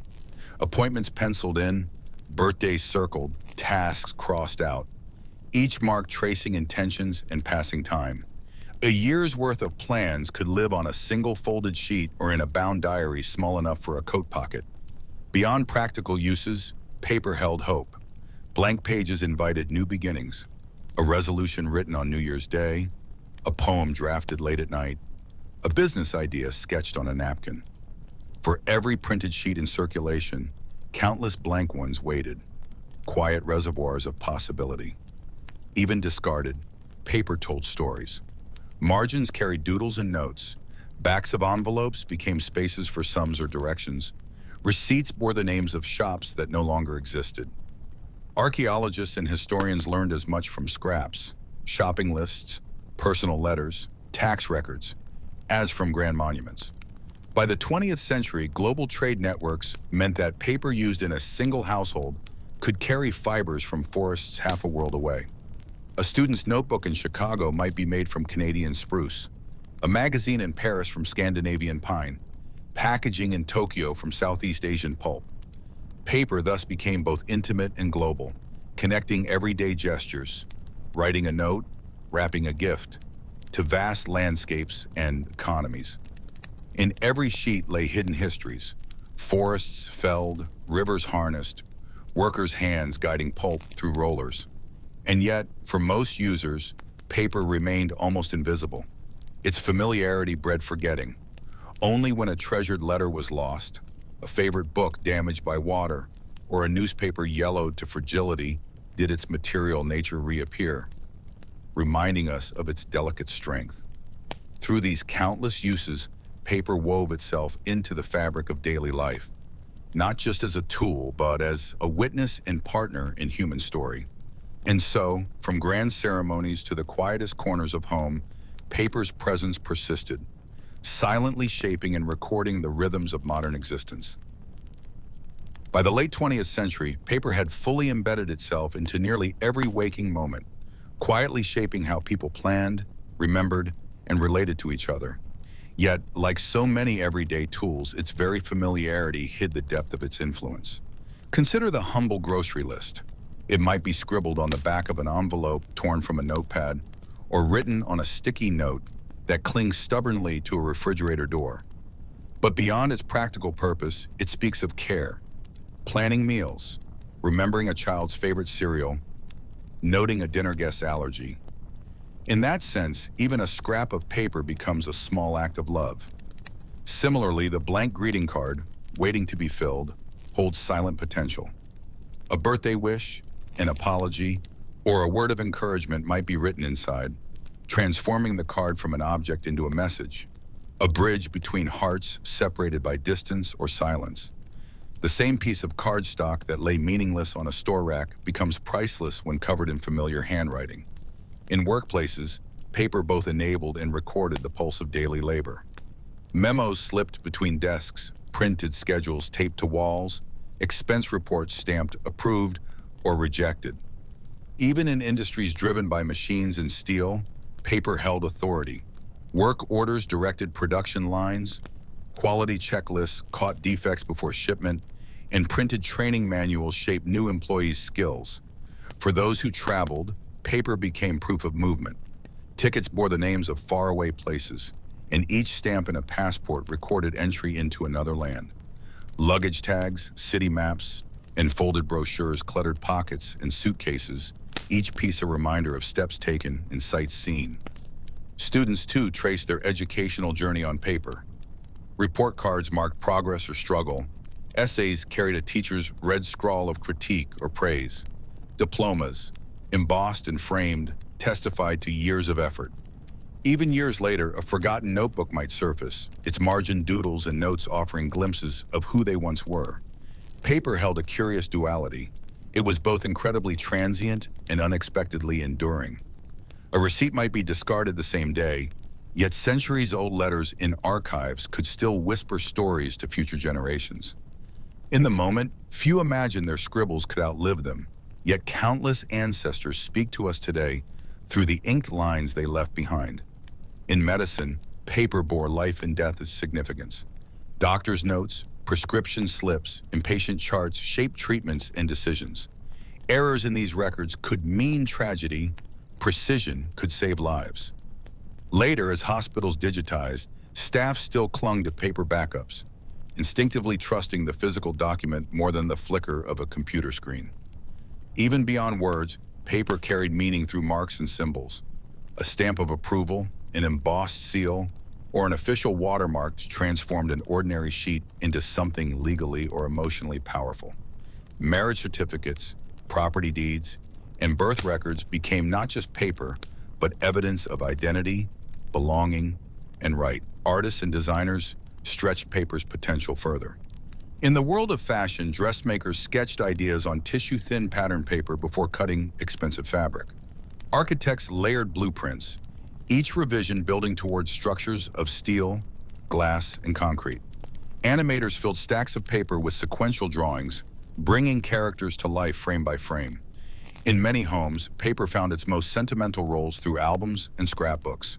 Family photographs, clipped newspaper articles, travel postcards, and dried flowers were pressed between pages, each piece chosen not for its monetary value, but for the emotion it held. Over time, these albums thickened, becoming family archives passed down and rediscovered.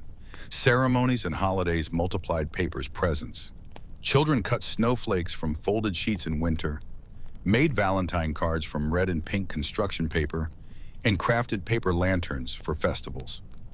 Wrapped gifts gathered under trees or beside birthday cakes, each package hiding its surprise beneath patterned paper. Paper also played unexpected roles in grief and remembrance. Funeral notices printed on stark white cards, condolence letters handwritten by friends, memorial programs describing a life in carefully chosen words. These objects offered comfort and connection in times of loss. Long after, they often remained tucked into drawers or albums, tangible echoes of shared sorrow and love.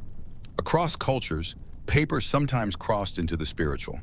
In parts of East Asia, joss paper, sheets decorated to resemble money, clothes, or possessions, might be burned as offerings for ancestors, the rising smoke believed to carry gifts into the spirit world.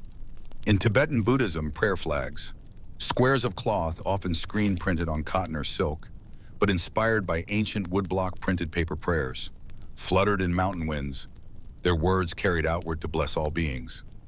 Paper's silent influence extended to national identity too. Banknotes designed with intricate patterns and watermarks became symbols of trust and sovereignty. Flags printed on paper decorated parade routes and rallies. Ballots, carefully counted, shaped governments and recorded the collective voice of citizens. Even conflict found expression through paper. Propaganda leaflets dropped from airplanes carried slogans and warnings across front lines. Secret codes were scribbled on slips small enough to swallow if captured. Resistance movements in occupied nations relied on underground presses, distributing banned news and keeping hope alive. Yet perhaps the most human relationship with paper remained the private act of writing by hand. Whether a daily journal, a letter to a distant friend, or a fleeting note left on a kitchen counter, handwriting preserved personality in every curve and slant. Long after someone was gone, their handwriting could spark recognition, stirring memory in a way printed type never could. By the late 20th century, new paper products continued to emerge, each often shaped by shifting lifestyles. Fast food chains introduced disposable wrappers, napkins, and drink cups, symbols of convenience and speed. Office supply stores offered endless variations: sticky notes, perforated pads, high-brightness copier paper, designer journals promising productivity or inspiration. Ironically, the digital revolution at first increased paper consumption. Email and word processors made drafting and editing easier, but often led to more versions being printed. Presentations printed on glossy slides, reports distributed in binders, and spreadsheets laid out in large formats became fixtures of office life. Publishers experimented with paper quality to match purpose: lightweight pulp for mass-market fiction, heavy, acid-free paper for photography books, textured stocks for poetry collections. Readers could sense these differences, sometimes choosing a book as much for how it felt in the hand as for its content. In marketing, packaging design became an art. Luxury brands invested in embossed logos, foil stamping, and unboxing experiences, transforming paperboard into part of the product's appeal. Even shoppers buying simple items often carried them away in branded paper bags, each bag becoming a walking advertisement. Schools found new uses too: colorful charts laminated for durability, flashcards printed for rote learning, and standardized test forms read by scanning machines. Children still practice letters and numbers on lined paper, their first efforts sometimes saved by proud parents. For travelers, paper maps remained beloved companions long after GPS arrived. A worn fold, a coffee stain on a corner, or a handwritten note on the margin turned each map into a record of journeys taken, places missed, and dreams yet untraveled. Yet amid all these uses, paper remained deeply personal. The feel of a favorite pen gliding over a page, the small thrill of tearing open an envelope, the quiet satisfaction of checking off a completed task. These experiences anchored people in the tactile world, offering moments of pause in days otherwise filled with noise and screens. As decades turned, debates over sustainability sharpened awareness of paper's costs. Recycling bins appeared beside desks. Packaging designers sought lighter weights and more recycled content. Consumers began to ask where fiber came from and where waste went. Yet demand continued, driven by both necessity and the human fondness for physical connection. By century's end, paper had not vanished in the face of digital tools. Rather, it adapted. Many kept digital calendars, yet still hung paper ones on kitchen walls. Emails coexisted with thank you cards handwritten after weddings. E-books gained market share, but many readers still describe the smell of pages and the weight of a hardcover as irreplaceable. Through all this, paper's essence stayed the same: a simple mat of fibers shaped by water and pressure, carrying ink, graphite, or color. Its power lay not in the material alone, but in the human acts it enabled: to plan, to remember, to celebrate, to grieve, to create. And so, as the world balanced screens and sheets, paper remained unassuming yet vital, both backdrop and participant in countless daily dramas. Its presence persisted in corners rarely noticed. The folded note in a lunchbox, the sign taped to a shop window, the poem drafted on a quiet evening. Each use, humble or grand, spoke to a universal truth, that even in an age of instant communication and virtual memory, people still reached for paper to hold what mattered most. Thoughts, feelings, promises, and dreams too human to leave only in the ether. While paper's quiet influence in daily life often slipped by unnoticed, its role in human knowledge and progress was anything but invisible. For centuries, it stood at the heart of revolutions in science, communication, and global understanding, turning ideas into lasting records and ephemeral inspiration into shared discovery. To understand why, imagine the world before affordable paper, a place where scholars and inventors relied on scarce parchment or brittle papyrus scrolls. The act of recording a thought, formula, or observation was limited by cost and availability. Knowledge moved slowly, often staying within the walls of monasteries or palaces. But with paper's wider spread, barriers fell. Suddenly, thoughts could travel faster than the people who wrote them. In medieval Europe, monasteries still played a vital part. Monks meticulously copied not only sacred texts, but scientific treatises, philosophical works, and practical manuals. Yet the speed of handwritten transmission could never match the hunger for learning that surged after paper became widely available. When universities blossomed in cities like Bologna, Paris, and Oxford, paper transformed how knowledge moved through lecture halls. Students, once forced to memorize entire lessons, could now copy notes, sketch diagrams, and build personal collections of learning. Think, for instance, of astronomy in the Middle Ages. Earlier observations of stars and planets, preserved on parchment, were precious and rare. But once paper entered European markets in greater volume, scholars could draw celestial charts, test new models, and share findings with distant peers. Even small errors became part of the record, helping future astronomers see where theories failed and where truth might lie. As centuries turned, the printing press amplified paper's power exponentially. Suddenly, a single idea could leap from a scholar's study to thousands of desks, shops, and libraries across continents.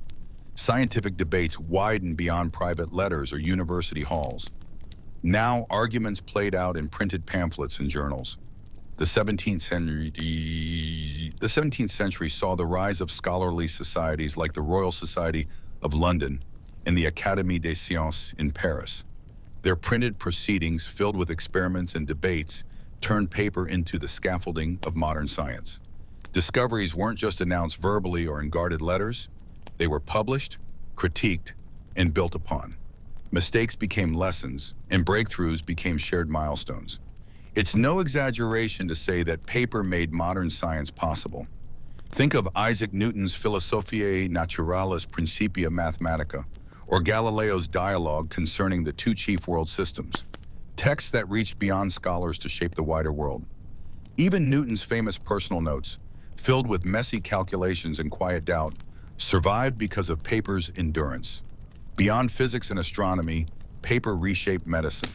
Early anatomical studies, once limited to whispered descriptions, were illustrated and distributed to medical students across Europe. Andreas Vesalius's De Humani Corporis Fabrica combined careful dissection with exquisite woodcut illustrations, setting a new standard for accuracy in teaching. Doctors from distant cities could learn from the same images, compare notes, and challenge old misconceptions. Paper's role in recording data proved equally vital. Weather logs kept by ship captains, rainfall measurements by farmers, and astronomical charts by observatories built a collective memory larger than any individual life. Later scientists could compare their own findings to generations past, identifying patterns and pushing theories forward. The Enlightenment expanded these networks even further. Coffeehouses and salons brimmed with pamphlets and newspapers, making scientific ideas part of broader cultural debates. A curious merchant, artisan, or school teacher might read about electricity or botany, bridging gaps once thought insurmountable between scholars and everyday people. At the same time, the age of exploration wove paper into global discovery. Ship logs, navigational charts, and journals documented new lands, peoples, and species. though often through colonial lenses that both informed and distorted understanding. Still, these records built the raw data that later naturalists and geographers relied upon. Consider the notebooks of explorers. Charles Darwin's field journals aboard the HMS Beagle, for instance, carried sketches and observations that fueled on the origin of species. The Galapagos finches he drew on paper became icons of evolutionary thought. Without those portable sheets, many ideas might have faded with memory or been lost at sea. In parallel, paper also revolutionized mathematics. Early mathematicians worked on wax tablets or sand-covered boards, erasing to reuse. Paper allowed them to keep calculations, see their own earlier steps, and share methods with peers. Complex theories, from calculus to algebraic geometry, matured through drafts, corrections, and collaboration. All possible because writing could be preserved, revisited, and refined. Outside formal academia, paper nurtured quiet thinkers and inventors. In village workshops or city attics, tinkerers sketched designs for clocks, automata, or water pumps. Some never saw publication, but their papers sometimes resurfaced decades or centuries later, offering glimpses into local ingenuity. Paper's role as a communication tool stretched beyond science to everyday news.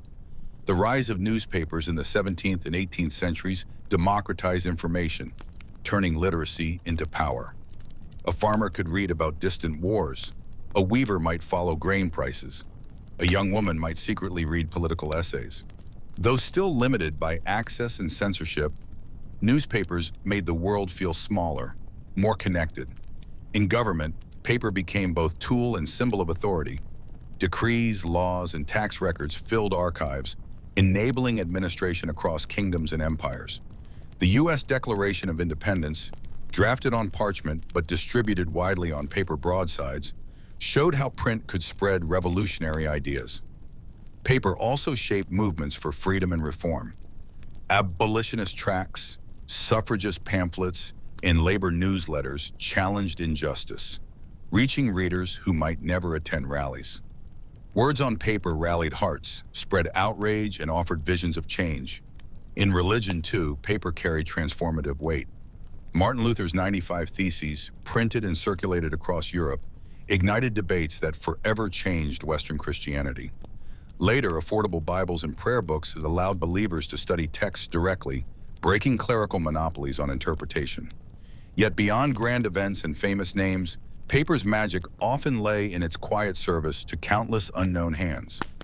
A midwife recording births in a parish register, a merchant keeping accounts of debts and credits, a schoolchild practicing letters, a prisoner etching hope into a hidden diary, each act part of a shared human impulse to remember, explain, and reach beyond the moment. Paper also unlocked new forms of creativity. Music notation, once painstakingly copied onto parchment, flourished in printed songbooks and sheet music. Composers could hear their works performed far from home, while amateur musicians brought melody into drawing rooms and taverns alike. Theater companies printed playbills and scripts. Poets sold small chapbooks on city streets. Traveling lecturers distributed handbills promising knowledge or entertainment. Paper enabled cultural life not only in capitals, but in smaller towns and villages. Crucially, paper allowed mistakes and revisions, a quiet revolution in thought itself. Before, carving text into stone or copying onto vellum discouraged change. With paper, an author could strike through words, reorder paragraphs, or discard whole drafts. Ideas could evolve visibly, encouraging experimentation and humility. Through the centuries, even the humblest scrap could matter.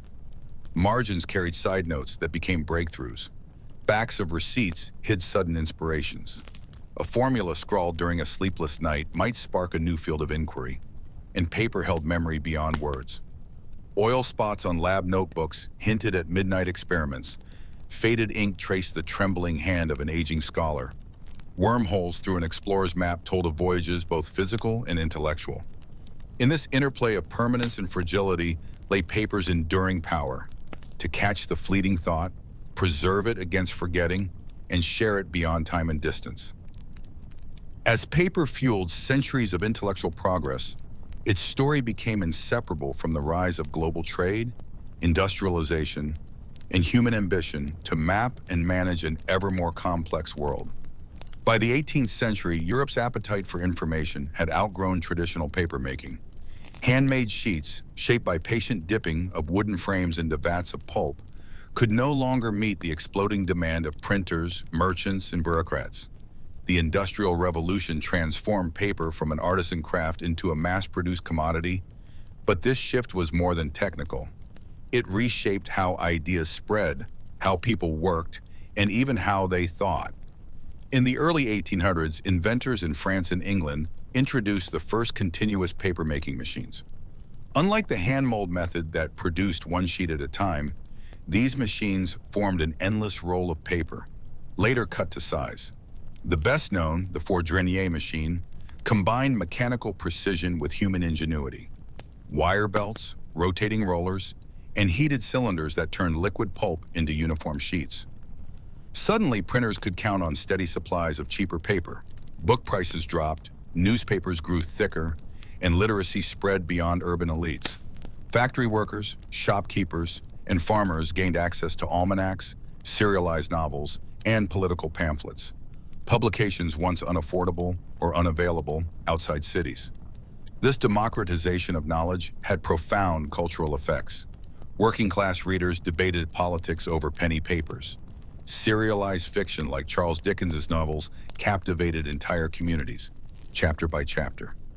Authors could reach vast new audiences, while publishers developed marketing strategies, cover designs, advertisements, special editions that turned reading into a shared social experience. In business, paper revolutionized accounting and management. Double-entry bookkeeping, pioneered centuries earlier, became universal practice. Ledger books thickened with transactions, inventories, and payroll records, silent witnesses to the daily flow of commerce. Shipping manifests, bills of lading, and customs documents allowed global trade networks to function, connecting raw materials, factories, and consumers.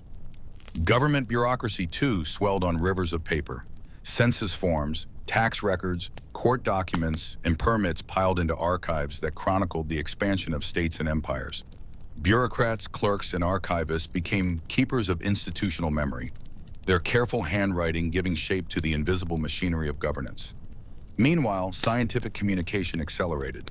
Learned societies and universities launched specialized journals, medicine, chemistry, geology, and countless other fields gained dedicated publications. Researchers in Paris could follow discoveries in Edinburgh. Doctors in Boston could debate theories from Berlin. Paper made science international and cumulative, each study adding to a growing edifice of shared knowledge. Cartography, the science of mapping, leapt forward as well. Explorers returned from distant continents with sketches and observations, later engraved onto printed maps. These maps did more than guide travelers. They helped define political borders, chart natural resources, and visualize new theories about the Earth's shape and structure.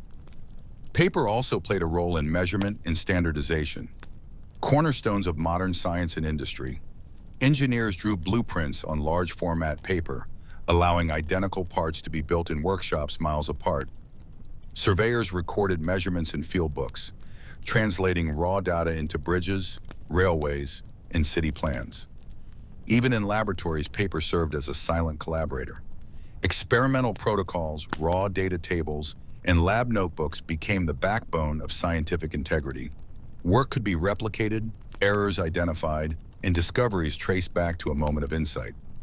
Decades later, historians of science would reconstruct these moments from the yellowed pages scholars left behind. Artists and architects also benefited from industrial paper production. New grades and textures emerged: smooth Bristol board for technical drawing, absorbent watercolor paper, thin tracing paper for drafts and overlays. In ateliers and studios, piles of sketches documented evolving visions: the curve of a cathedral arch, the folds of a gown, the movement of a dancer caught in pencil lines.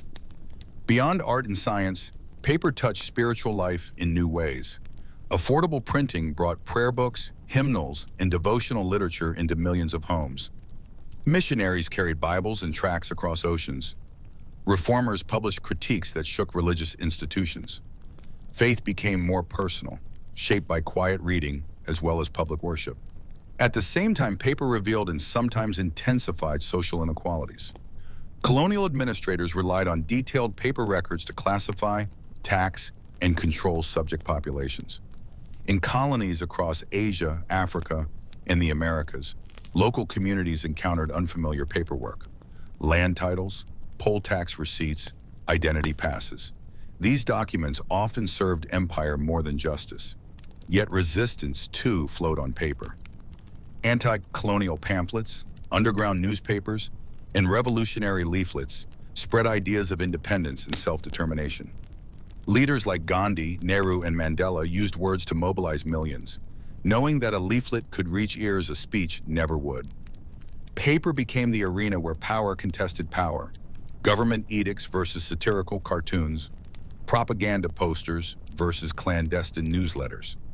Sometimes the difference between illegal sedition and heroic resistance lay in the eyes of the reader, and in the frailty of a single sheet hidden under floorboards or smuggled in clothing. In everyday life, the 19th century saw paper products multiply into forms once unimagined: postage stamps enabling personal correspondence, calling cards conveying social etiquette, wallpaper decorating parlors in patterns from neoclassical swirls to Art Nouveau curves. Paper toys amused children. Chromolithographs brought vibrant color to middle-class walls. Advertising embraced paper fully. Billboards, trade cards, and illustrated catalogs seduced shoppers with visions of modern comfort. Department stores mailed seasonal catalogs to rural families, turning wishful browsing into a national pastime. The phrase mail order became synonymous with choice beyond local shops. As the 20th century dawned, paper's versatility kept pace with technological change. Telephones and radios transformed communication, but paperwork still documented conversations, tracked subscribers, and recorded payments. The typewriter, patented in the late 1800s, made office documents faster to produce and easier to read. But the medium remained paper. During wars, paper again proved essential, and sometimes tragic. Conscription notices summoned millions to battlefields. Ration books managed scarce food and fuel.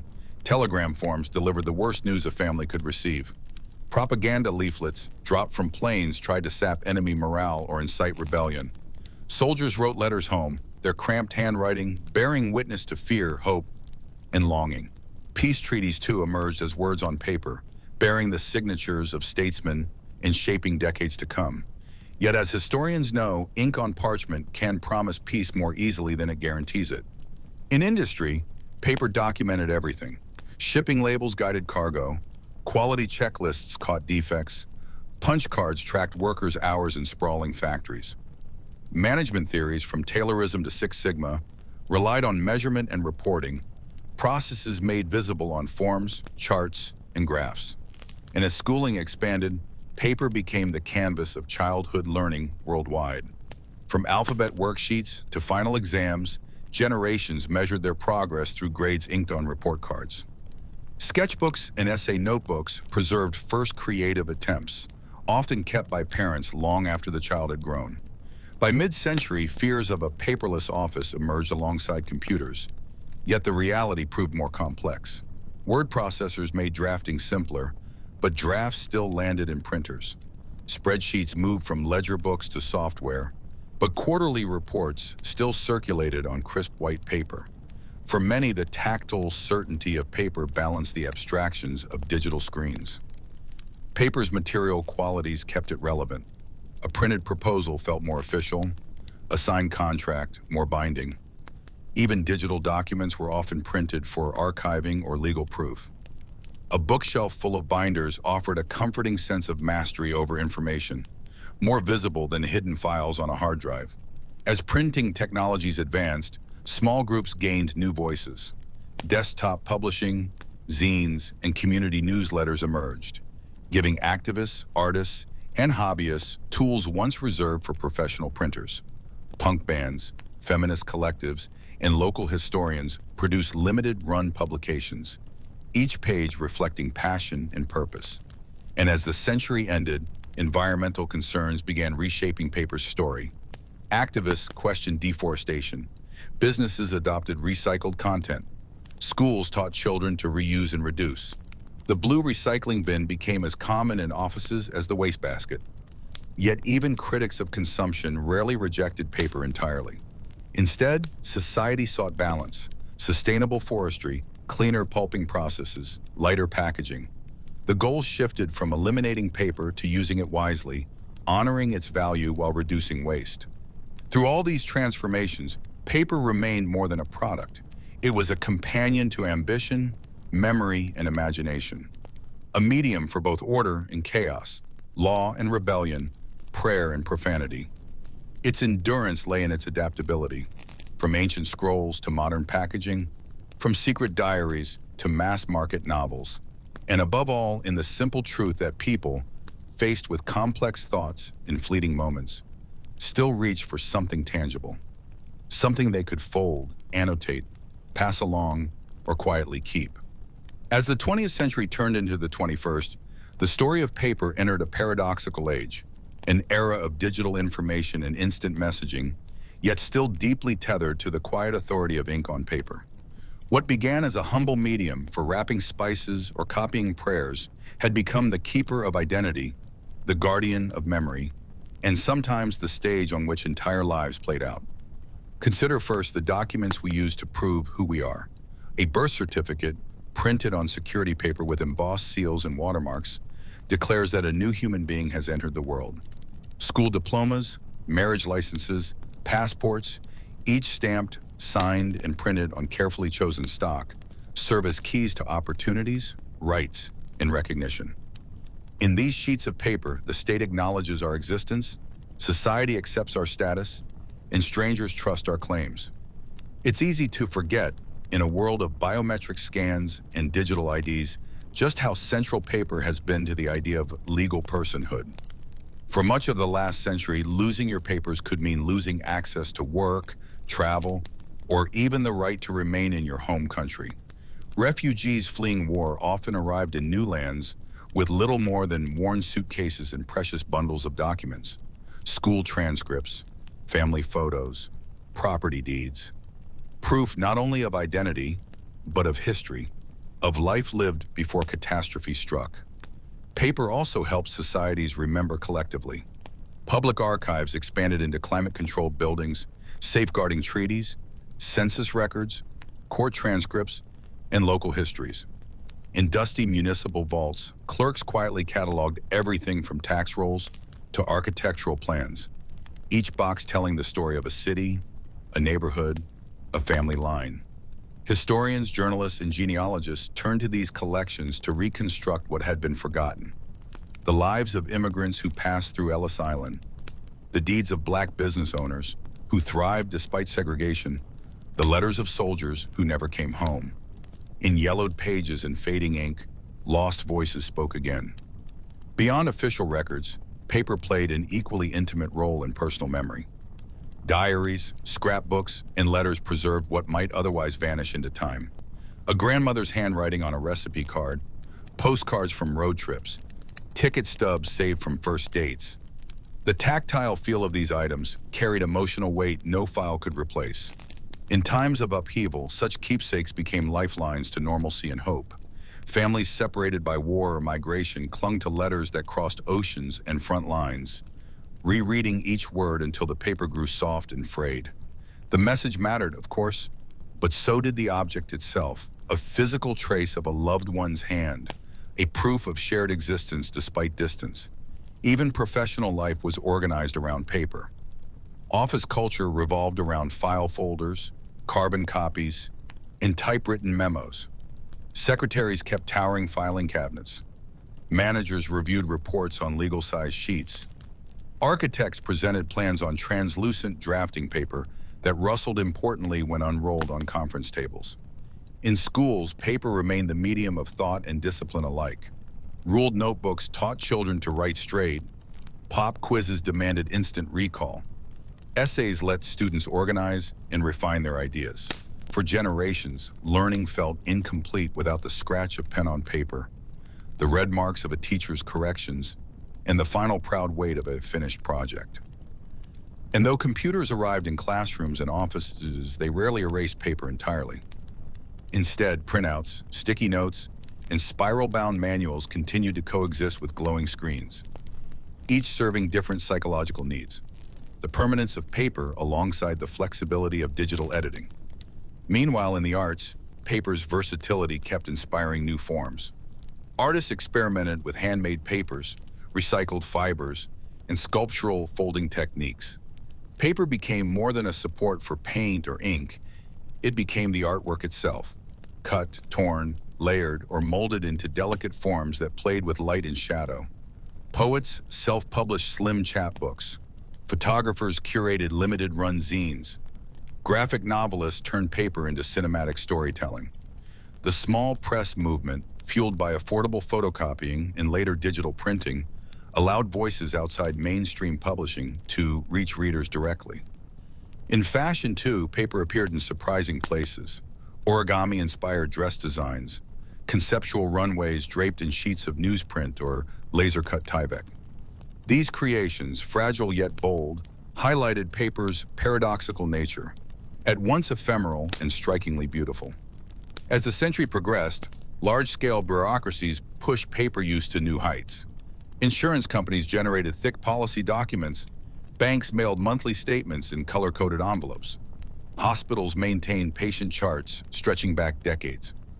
The volume was so vast that, by the 1990s, going paperless became a corporate mantra, yet one rarely fulfilled completely. At the same time, marketing discovered paper's emotional pull. Glossy catalogs arrived seasonally, turning browsing into ritual.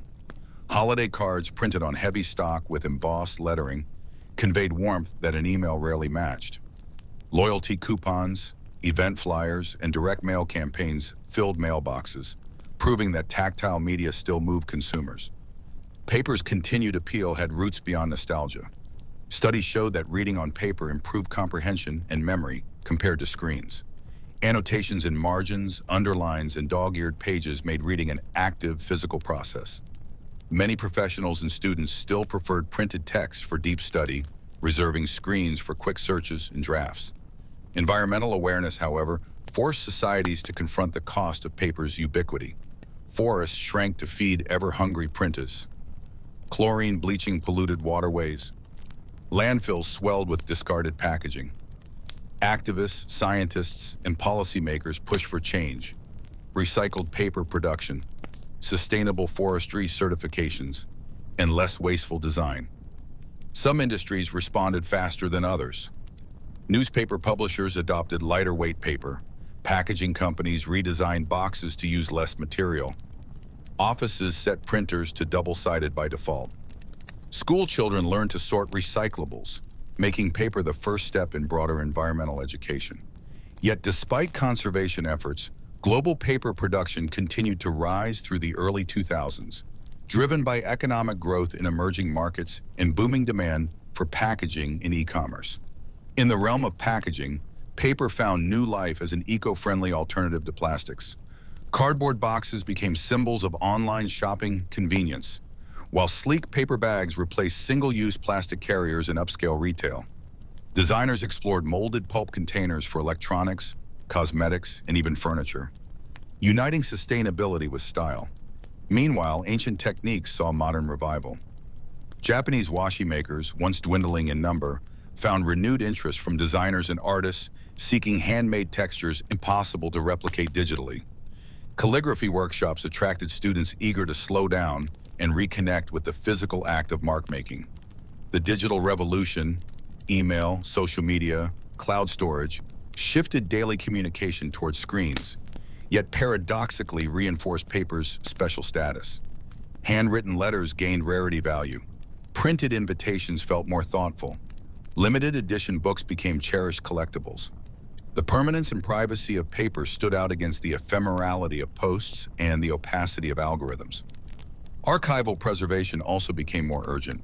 Historians, librarians, and conservators raced to digitize brittle newspapers and decaying manuscripts, creating backups while still keeping originals safe in climate-controlled vaults. The past, once purely physical, now existed in parallel as pixels, yet the paper originals, with their smells, textures, and marginalia, remained irreplaceable. And so, in the modern age, paper's role became layered, no longer the only medium for recording thought, but still a uniquely human one.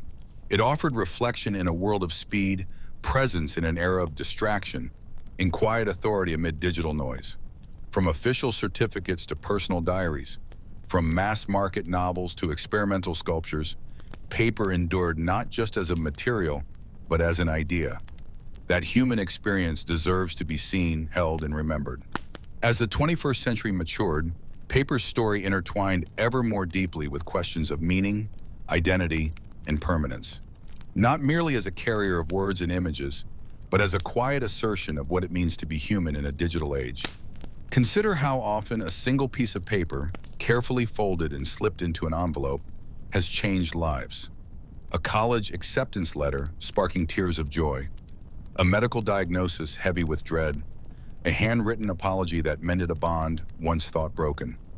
No email notification or digital alert can replace the trembling of fingers as they open that envelope, nor the deep breath taken before reading what lies inside.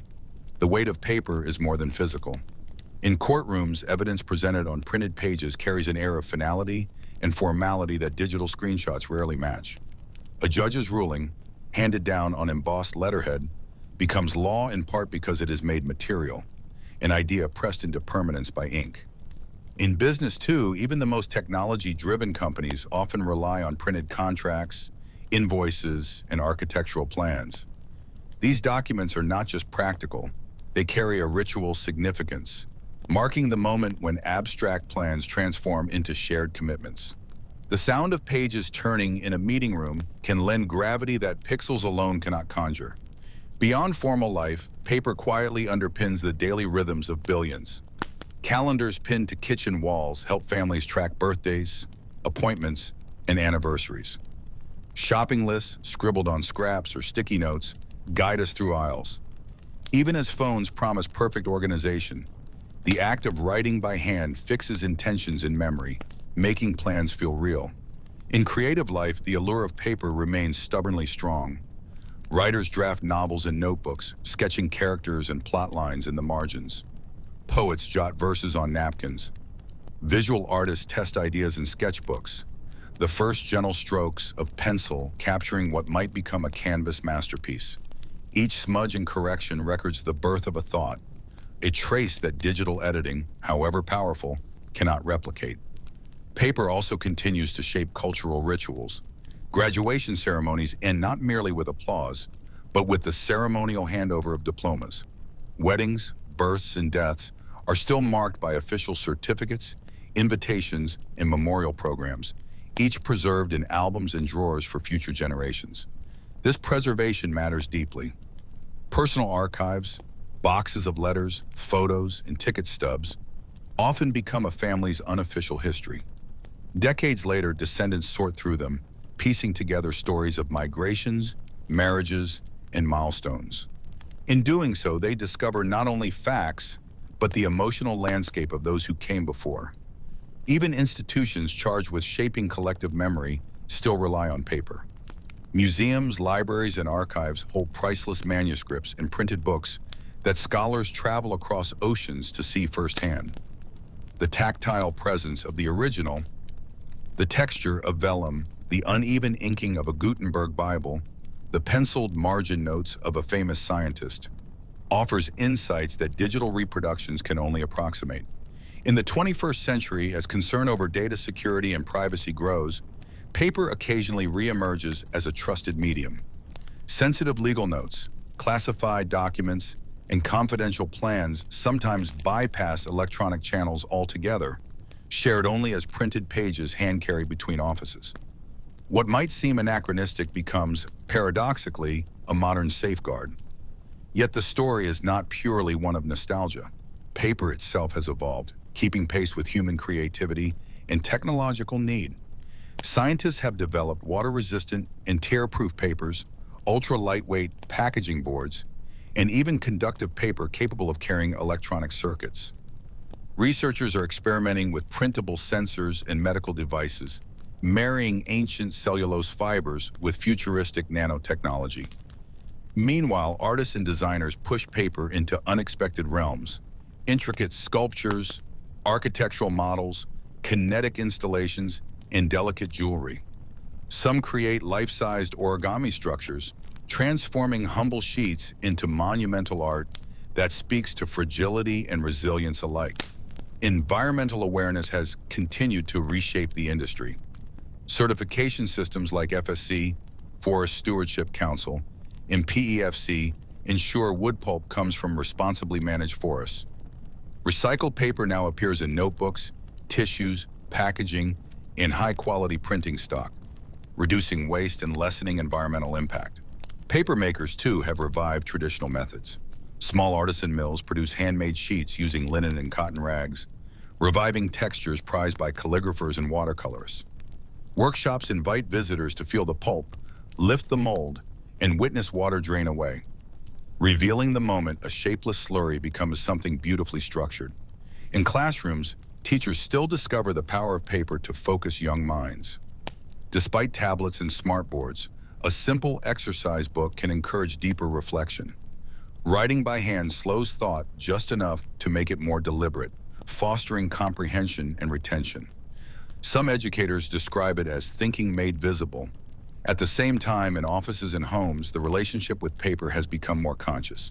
People print selectively, recycle diligently, and explore digital note-taking to reduce clutter. Bullet journals and planners, paradoxically, have gained cult followings. Communities share photos of carefully handwritten schedules and habit trackers, celebrating the artistry of organization. This return to paper is partly aesthetic, partly psychological. The feel of a smooth page, the quiet scratch of a pen, and the permanence of marks made by hand counterbalance the infinite, frictionless scrolling of digital feeds. Paper offers boundaries, structure, and rest in an overstimulated world. Culturally, paper remains an object of symbolism and ritual.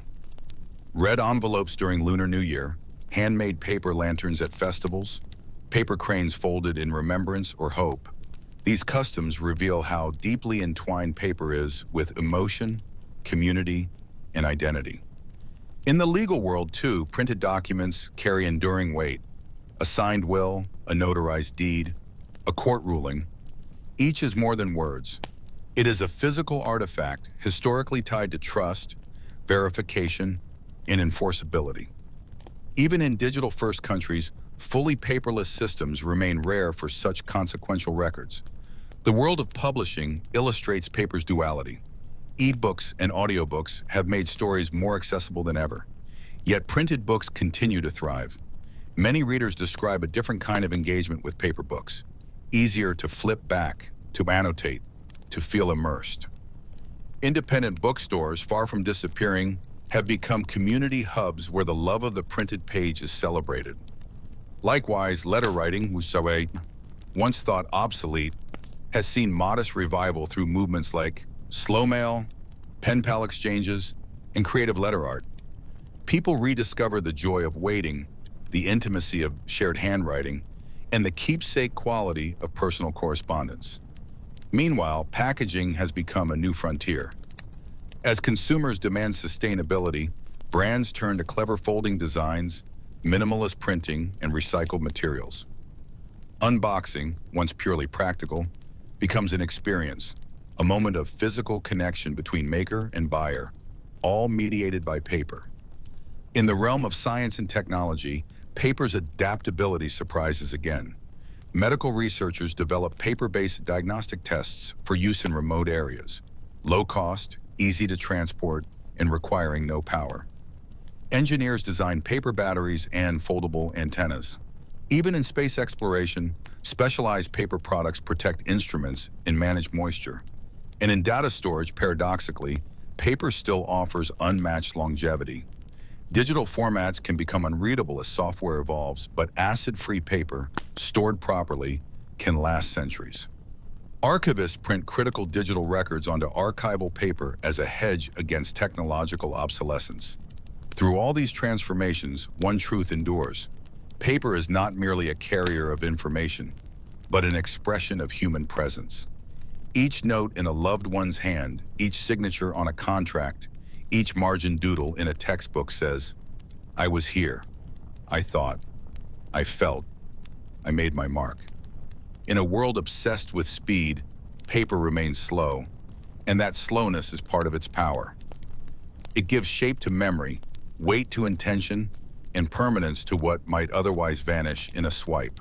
And so, from ancient China's mulberry bark to space-age engineered fibers, paper tells a singular human story, that we long not only to record our thoughts, but to see, to hold, and to share them in a form that endures beyond ourselves. As we step into the unfolding 21st century, the story of paper enters perhaps its most paradoxical era yet, an age where digital information moves faster and further than any printed word ever could, yet our fascination with paper, its texture, weight, and presence remains undiminished. The journey of paper, born from ancient mulberry bark and shaped by countless civilizations, is not ending. It's evolving. One of the first paradoxes of this evolution is visibility versus invisibility. Digital media delivers billions of words each day, emails, texts, tweets, comments, but most vanish into clouds and servers, rarely revisited, often forgotten. By contrast, a single printed photograph taped to a fridge door or tucked into a wallet can stay in daily sight for decades. The very fragility of paper, strangely, often makes us treat it with greater care. Consider the role of paper in personal legacy. Digital devices offer almost unlimited storage, yet families still gather old letters, postcards, diaries, and recipe cards when trying to understand who their grandparents truly were. In a drawer filled with flash drives and DVDs, it is often the creased, handwritten note that feels most precious. Its texture, handwriting, and even imperfections offer proof that someone once held this object, paused over these words, breathed on this paper. In a world of perfect, backlit fonts, there is power in the human irregularity of pen on paper. The fading ink, the hurried scrawl of a shopping list, or the careful looping script of a love letter. These marks carry something machines can't quite capture. Evidence of presence, effort, and emotion. Yet the modern world is also pushing paper to adapt and redefine its place. Architects, engineers, and designers now use advanced digital tools to draft complex structures, yet most still print plans on large sheets for final review. The paper blueprint, once named for its distinctive cyan background, remains a powerful tool for catching errors, brainstorming ideas, and presenting concepts in meetings where laptops may feel impersonal. In education, tablets and laptops bring interactive lessons to students, but surveys show that many still prefer printed textbooks for deeper study. Teachers often see better retention when students write notes by hand, a process that slows thinking just enough to deepen understanding. Paper, rather than being a relic, becomes a complement to digital speed. In journalism, the daily newspaper faces challenges as readers turn to screens. Yet Sunday editions, magazines, and special print issues still draw dedicated audiences who savor the tactile experience, the scent of fresh ink, the crinkle of pages, the freedom from glare. A printed headline framed on a wall still signals an achievement or historical moment in a way a browser tab never quite does. The packaging industry offers another window into paper's evolving story. As societies reckon with plastic waste, designers increasingly turn to paper. Molded pulp trays for electronics, compostable cartons for produce, and elegantly folded boxes for cosmetics and gifts. Advances in coatings and treatments now let paper resist moisture and oil without harmful chemicals, allowing it to replace plastic in surprising places. At the same time, paper's simplicity fuels creative rebellion against digital uniformity. Zine culture, born in the 20th century as an underground publishing movement, still thrives in coffee shops and community centers. Here, creators print, staple, and share small runs of handmade magazines on everything from social commentary to surreal poetry. Each copy becomes a unique artifact, sometimes carrying the marks of rushed production, smudges, uneven folds, misaligned cuts that only deepen its charm. In art, paper remains a playground of possibilities. Contemporary artists layer old newsprint into collages, build towering paper sculptures, and craft delicate cutouts that dance with light. Even digital artists sometimes print their creations on textured stock, giving flat pixels new dimension.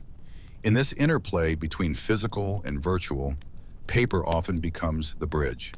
And as paper adapts, it also reaches places digital tools cannot easily follow. Imagine a rural clinic with unreliable power. A doctor can still fill out vaccination cards, print instructions, or hand patients flyers on disease prevention. Paper doesn't crash, run out of battery, or require an internet connection. Its durability and simplicity make it quietly indispensable in corners of the world where technology's reach still stumbles. Yet, the digital era has changed the way we see paper's permanence. A single USB drive can hold thousands of books. A single search can call up documents from across the globe. Libraries and archives, once limited by physical shelf space, now digitize fragile manuscripts to preserve them from light, mold, and time. For historians, this dual existence, paper originals backed by digital copies, offers both security and broader access. Still, professionals know the paper copy retains something the scan cannot. Marginalia in faded pencil, the weight and feel of the page, even the scent of old ink and glue. These sensory details, trivial to a database, often spark insights and emotional connections vital to historical understanding. Even in legal contexts, paper carries authority. Despite electronic signatures and secure emails, contracts, wills, and deeds still often require wet ink signatures. Courts and governments maintain vaults of paper records as ultimate proof in disputes. The sight of a judge holding up a physical document can end debates that bytes alone might prolong. And while the digital world promises permanence, it often delivers the opposite. Formats become obsolete, files corrupted, passwords forgotten. By contrast, acid-free paper stored in a stable environment can last centuries. A technology older than most modern nations, yet still unmatched for longevity. This paradox shapes how we plan for the future. Some national archives now print critical digital records onto microfilm or archival paper as backup. Authors, wary of disappearing hard drives, sometimes keep paper drafts in fireproof boxes. Families, too, print treasured photos and family trees, knowing that cloud services can fail, but a shoebox of prints may remain to delight great-grandchildren. Paper's environmental story, too, is evolving. Critics rightly point out the toll of deforestation, water use, and chemical processing. Yet innovation offers hope. Recycled paper reduces waste. Tree plantations manage sustainably replenish harvested fiber. Cleaner bleaching methods minimize pollution. Some scientists even explore agricultural waste, such as wheat straw and sugarcane bagasse, as alternative pulp sources. In parallel, digital tools reduce the need for routine printing. Fewer memos, fewer monthly statements, fewer phone books. Yet the continued production of cardboard and packaging reflects a modern irony. As e-commerce grows, our virtual shopping generates more physical packaging than ever before. This tension between dematerialization and renewed material demand lies at the heart of paper's 21st century journey. Paper is both victim and solution, endangered by overuse, yet also positioned as a sustainable alternative to more harmful materials. And perhaps that is paper's most enduring strength: adaptability. Over millennia, it has carried prayers, poems, laws, drawings, music, love notes, and data. It has survived censorship, fire, flood, and decay. It has shrunk from scrolls to sheets, thickened into books, unfolded into maps, and transformed into art. Its future may lie partly outside our current imagination, in smart packaging that changes color when food spoils, in medical patches that monitor health, in biodegradable electronics that leave no trace. Scientists already experiment with paper batteries and solar cells, merging ancient fiber craft with nanotechnology. Yet even as paper looks forward, its power remains rooted in something deeply human: the desire to make thoughts visible, to capture fleeting feelings, to leave marks that outlast us. In the next and final half of this chapter, we'll explore how paper, rather than vanishing, may become more meaningful than ever. an anchor of memory, trust, and creativity in a world spinning ever faster into the digital. As we bring our long journey through paper to its resting place, it's worth pausing to remember just how improbable it is that paper exists at all, and how remarkable it is that it still matters. Born in ancient China as an innovation of mulberry bark, paper was never inevitable. It could easily have been overshadowed by wax tablets, palm leaves, or parchment, yet it spread across continents and cultures, adapting itself to every imaginable human purpose, recording faith and law, preserving literature, wrapping goods, and even cushioning glass. Its survival across centuries is less a story of domination than of quiet persistence, a willingness to bend rather than break. Today, in our digital world, we often describe the disappearance of paper as a sign of progress. Faster, lighter, cleaner. Yet what we see instead is not an end, but a transformation. We print less, yes, but what we do print matters more. A boarding pass may live on a phone, but a wedding invitation, a diploma, or a family letter still comes on paper, chosen for its texture and design. This careful selectivity makes each printed artifact more deliberate. A digital photo album may hold thousands of images, but the few we choose to print, frame, and hang on a wall say something different. They signal permanence, intention, and affection. In this age of infinite content, paper's scarcity adds meaning. At the same time, artists, engineers, and scientists are imagining futures where paper is not simply a passive surface, but an active participant. Already, researchers have created paper embedded with sensors that detect moisture or temperature, sheets that fold themselves into three-dimensional shapes when heated, and paper electronics so thin and biodegradable they leave almost no trace. In medicine, engineers envision patient charts printed on antibacterial paper or single-use paper instruments for remote clinics. In environmental science, seed-infused paper packaging could transform trash into green spaces, sprouting plants rather than litter. Such ideas merge old material with new purpose, respecting paper's simplicity while reimagining its utility. Cultural rituals, too, continue to evolve rather than vanish. Consider the Japanese art of shikishi, decorative message boards of thick paper signed by calligraphers, athletes, or artists.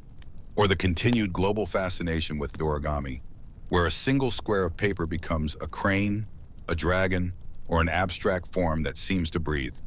Each fold, each crease, becomes part of a silent story shared between creator and observer. In schools and workshops, children still learn to fold, cut, and craft. Even the smallest paper boat floated in a puddle carries lessons in design, gravity, and impermanence.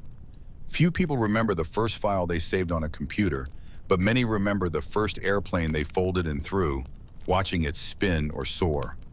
In the business world, as contracts and transactions shift online, certain moments still resist digitization. A CEO signing a major agreement often insists on real paper, witnessed and archived. This ritual, ink meeting fiber, carries a weight no stylus or mouse click replicates. Paper's value is not only emotional, it also answers practical needs that digital cannot always solve. Printed emergency plans function during blackouts. Paper maps guide travelers in remote areas without cell towers. In places with limited infrastructure, paper ballots enable democracy, and paper medical records preserve continuity of care. Indeed, some of the most sophisticated organizations, intelligence agencies, historical archives, and legal courts keep paper copies as a safeguard against hacking, data corruption, or software obsolescence. This redundancy seems quaint until the first server crash reminds us of technology's fragility. Yet paper itself is fragile too. Fire, water, insects, and time threaten its survival.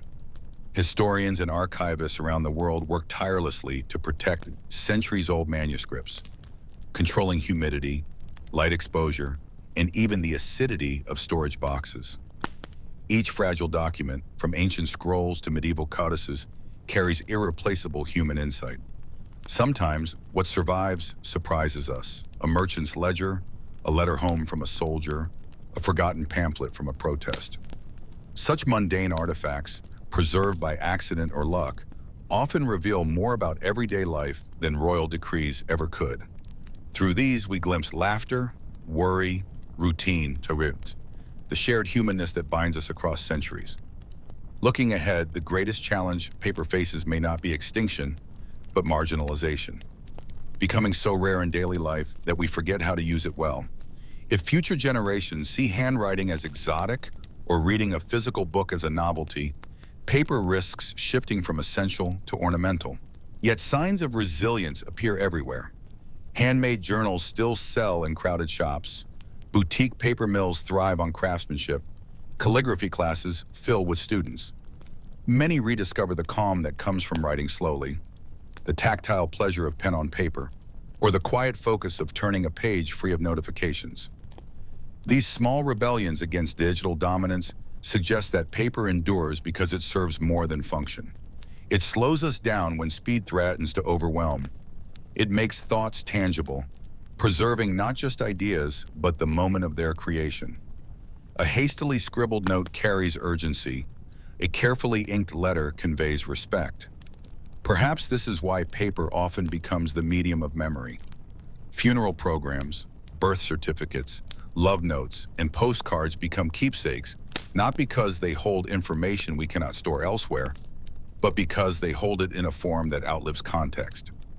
Decades later, even if the language changes or the names fade from family memory, the artifact remains, proof that someone lived, loved, and left a trace.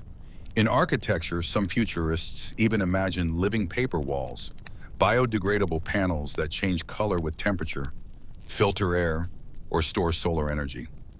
In libraries, scholars debate whether to preserve every edition of every book, a physical burden, or trust in digital preservation.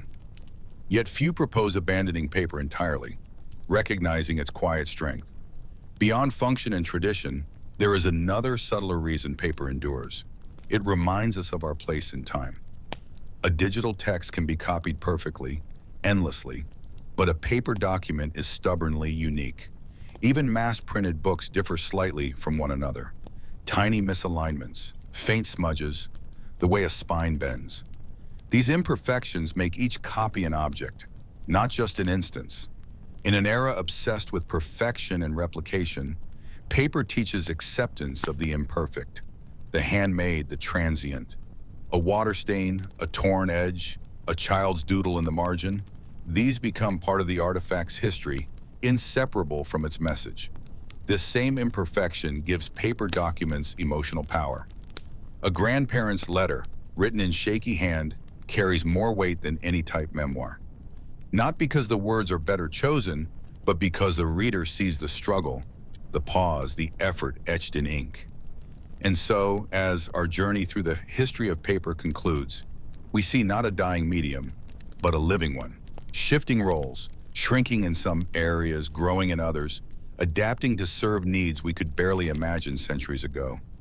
Paper teaches us that permanence is not about resisting change, but about enduring through change. It survives because it bends, thinner, lighter, smarter, or purely symbolic. It remains a bridge between thought and world, between individual and society, between past and future. In your hands, or perhaps on your bedside table, quietly gathering dust between uses, paper waits, not impatiently, but faithfully, ready to capture your next idea, preserve your next memory, or simply remind you in its soft rustle and textured surface that not everything precious must be fast, flawless, or eternal. In that whisper of pages turned, we hear a promise made across millennia, that our words, our thoughts, and our stories matter enough to mark, to hold, and sometimes to pass on. And so ends the story of paper. For now. Tomorrow, new pages will be filled. But tonight we can rest, knowing that somewhere in the quiet, a single blank sheet still waits patiently to become part of someone's history.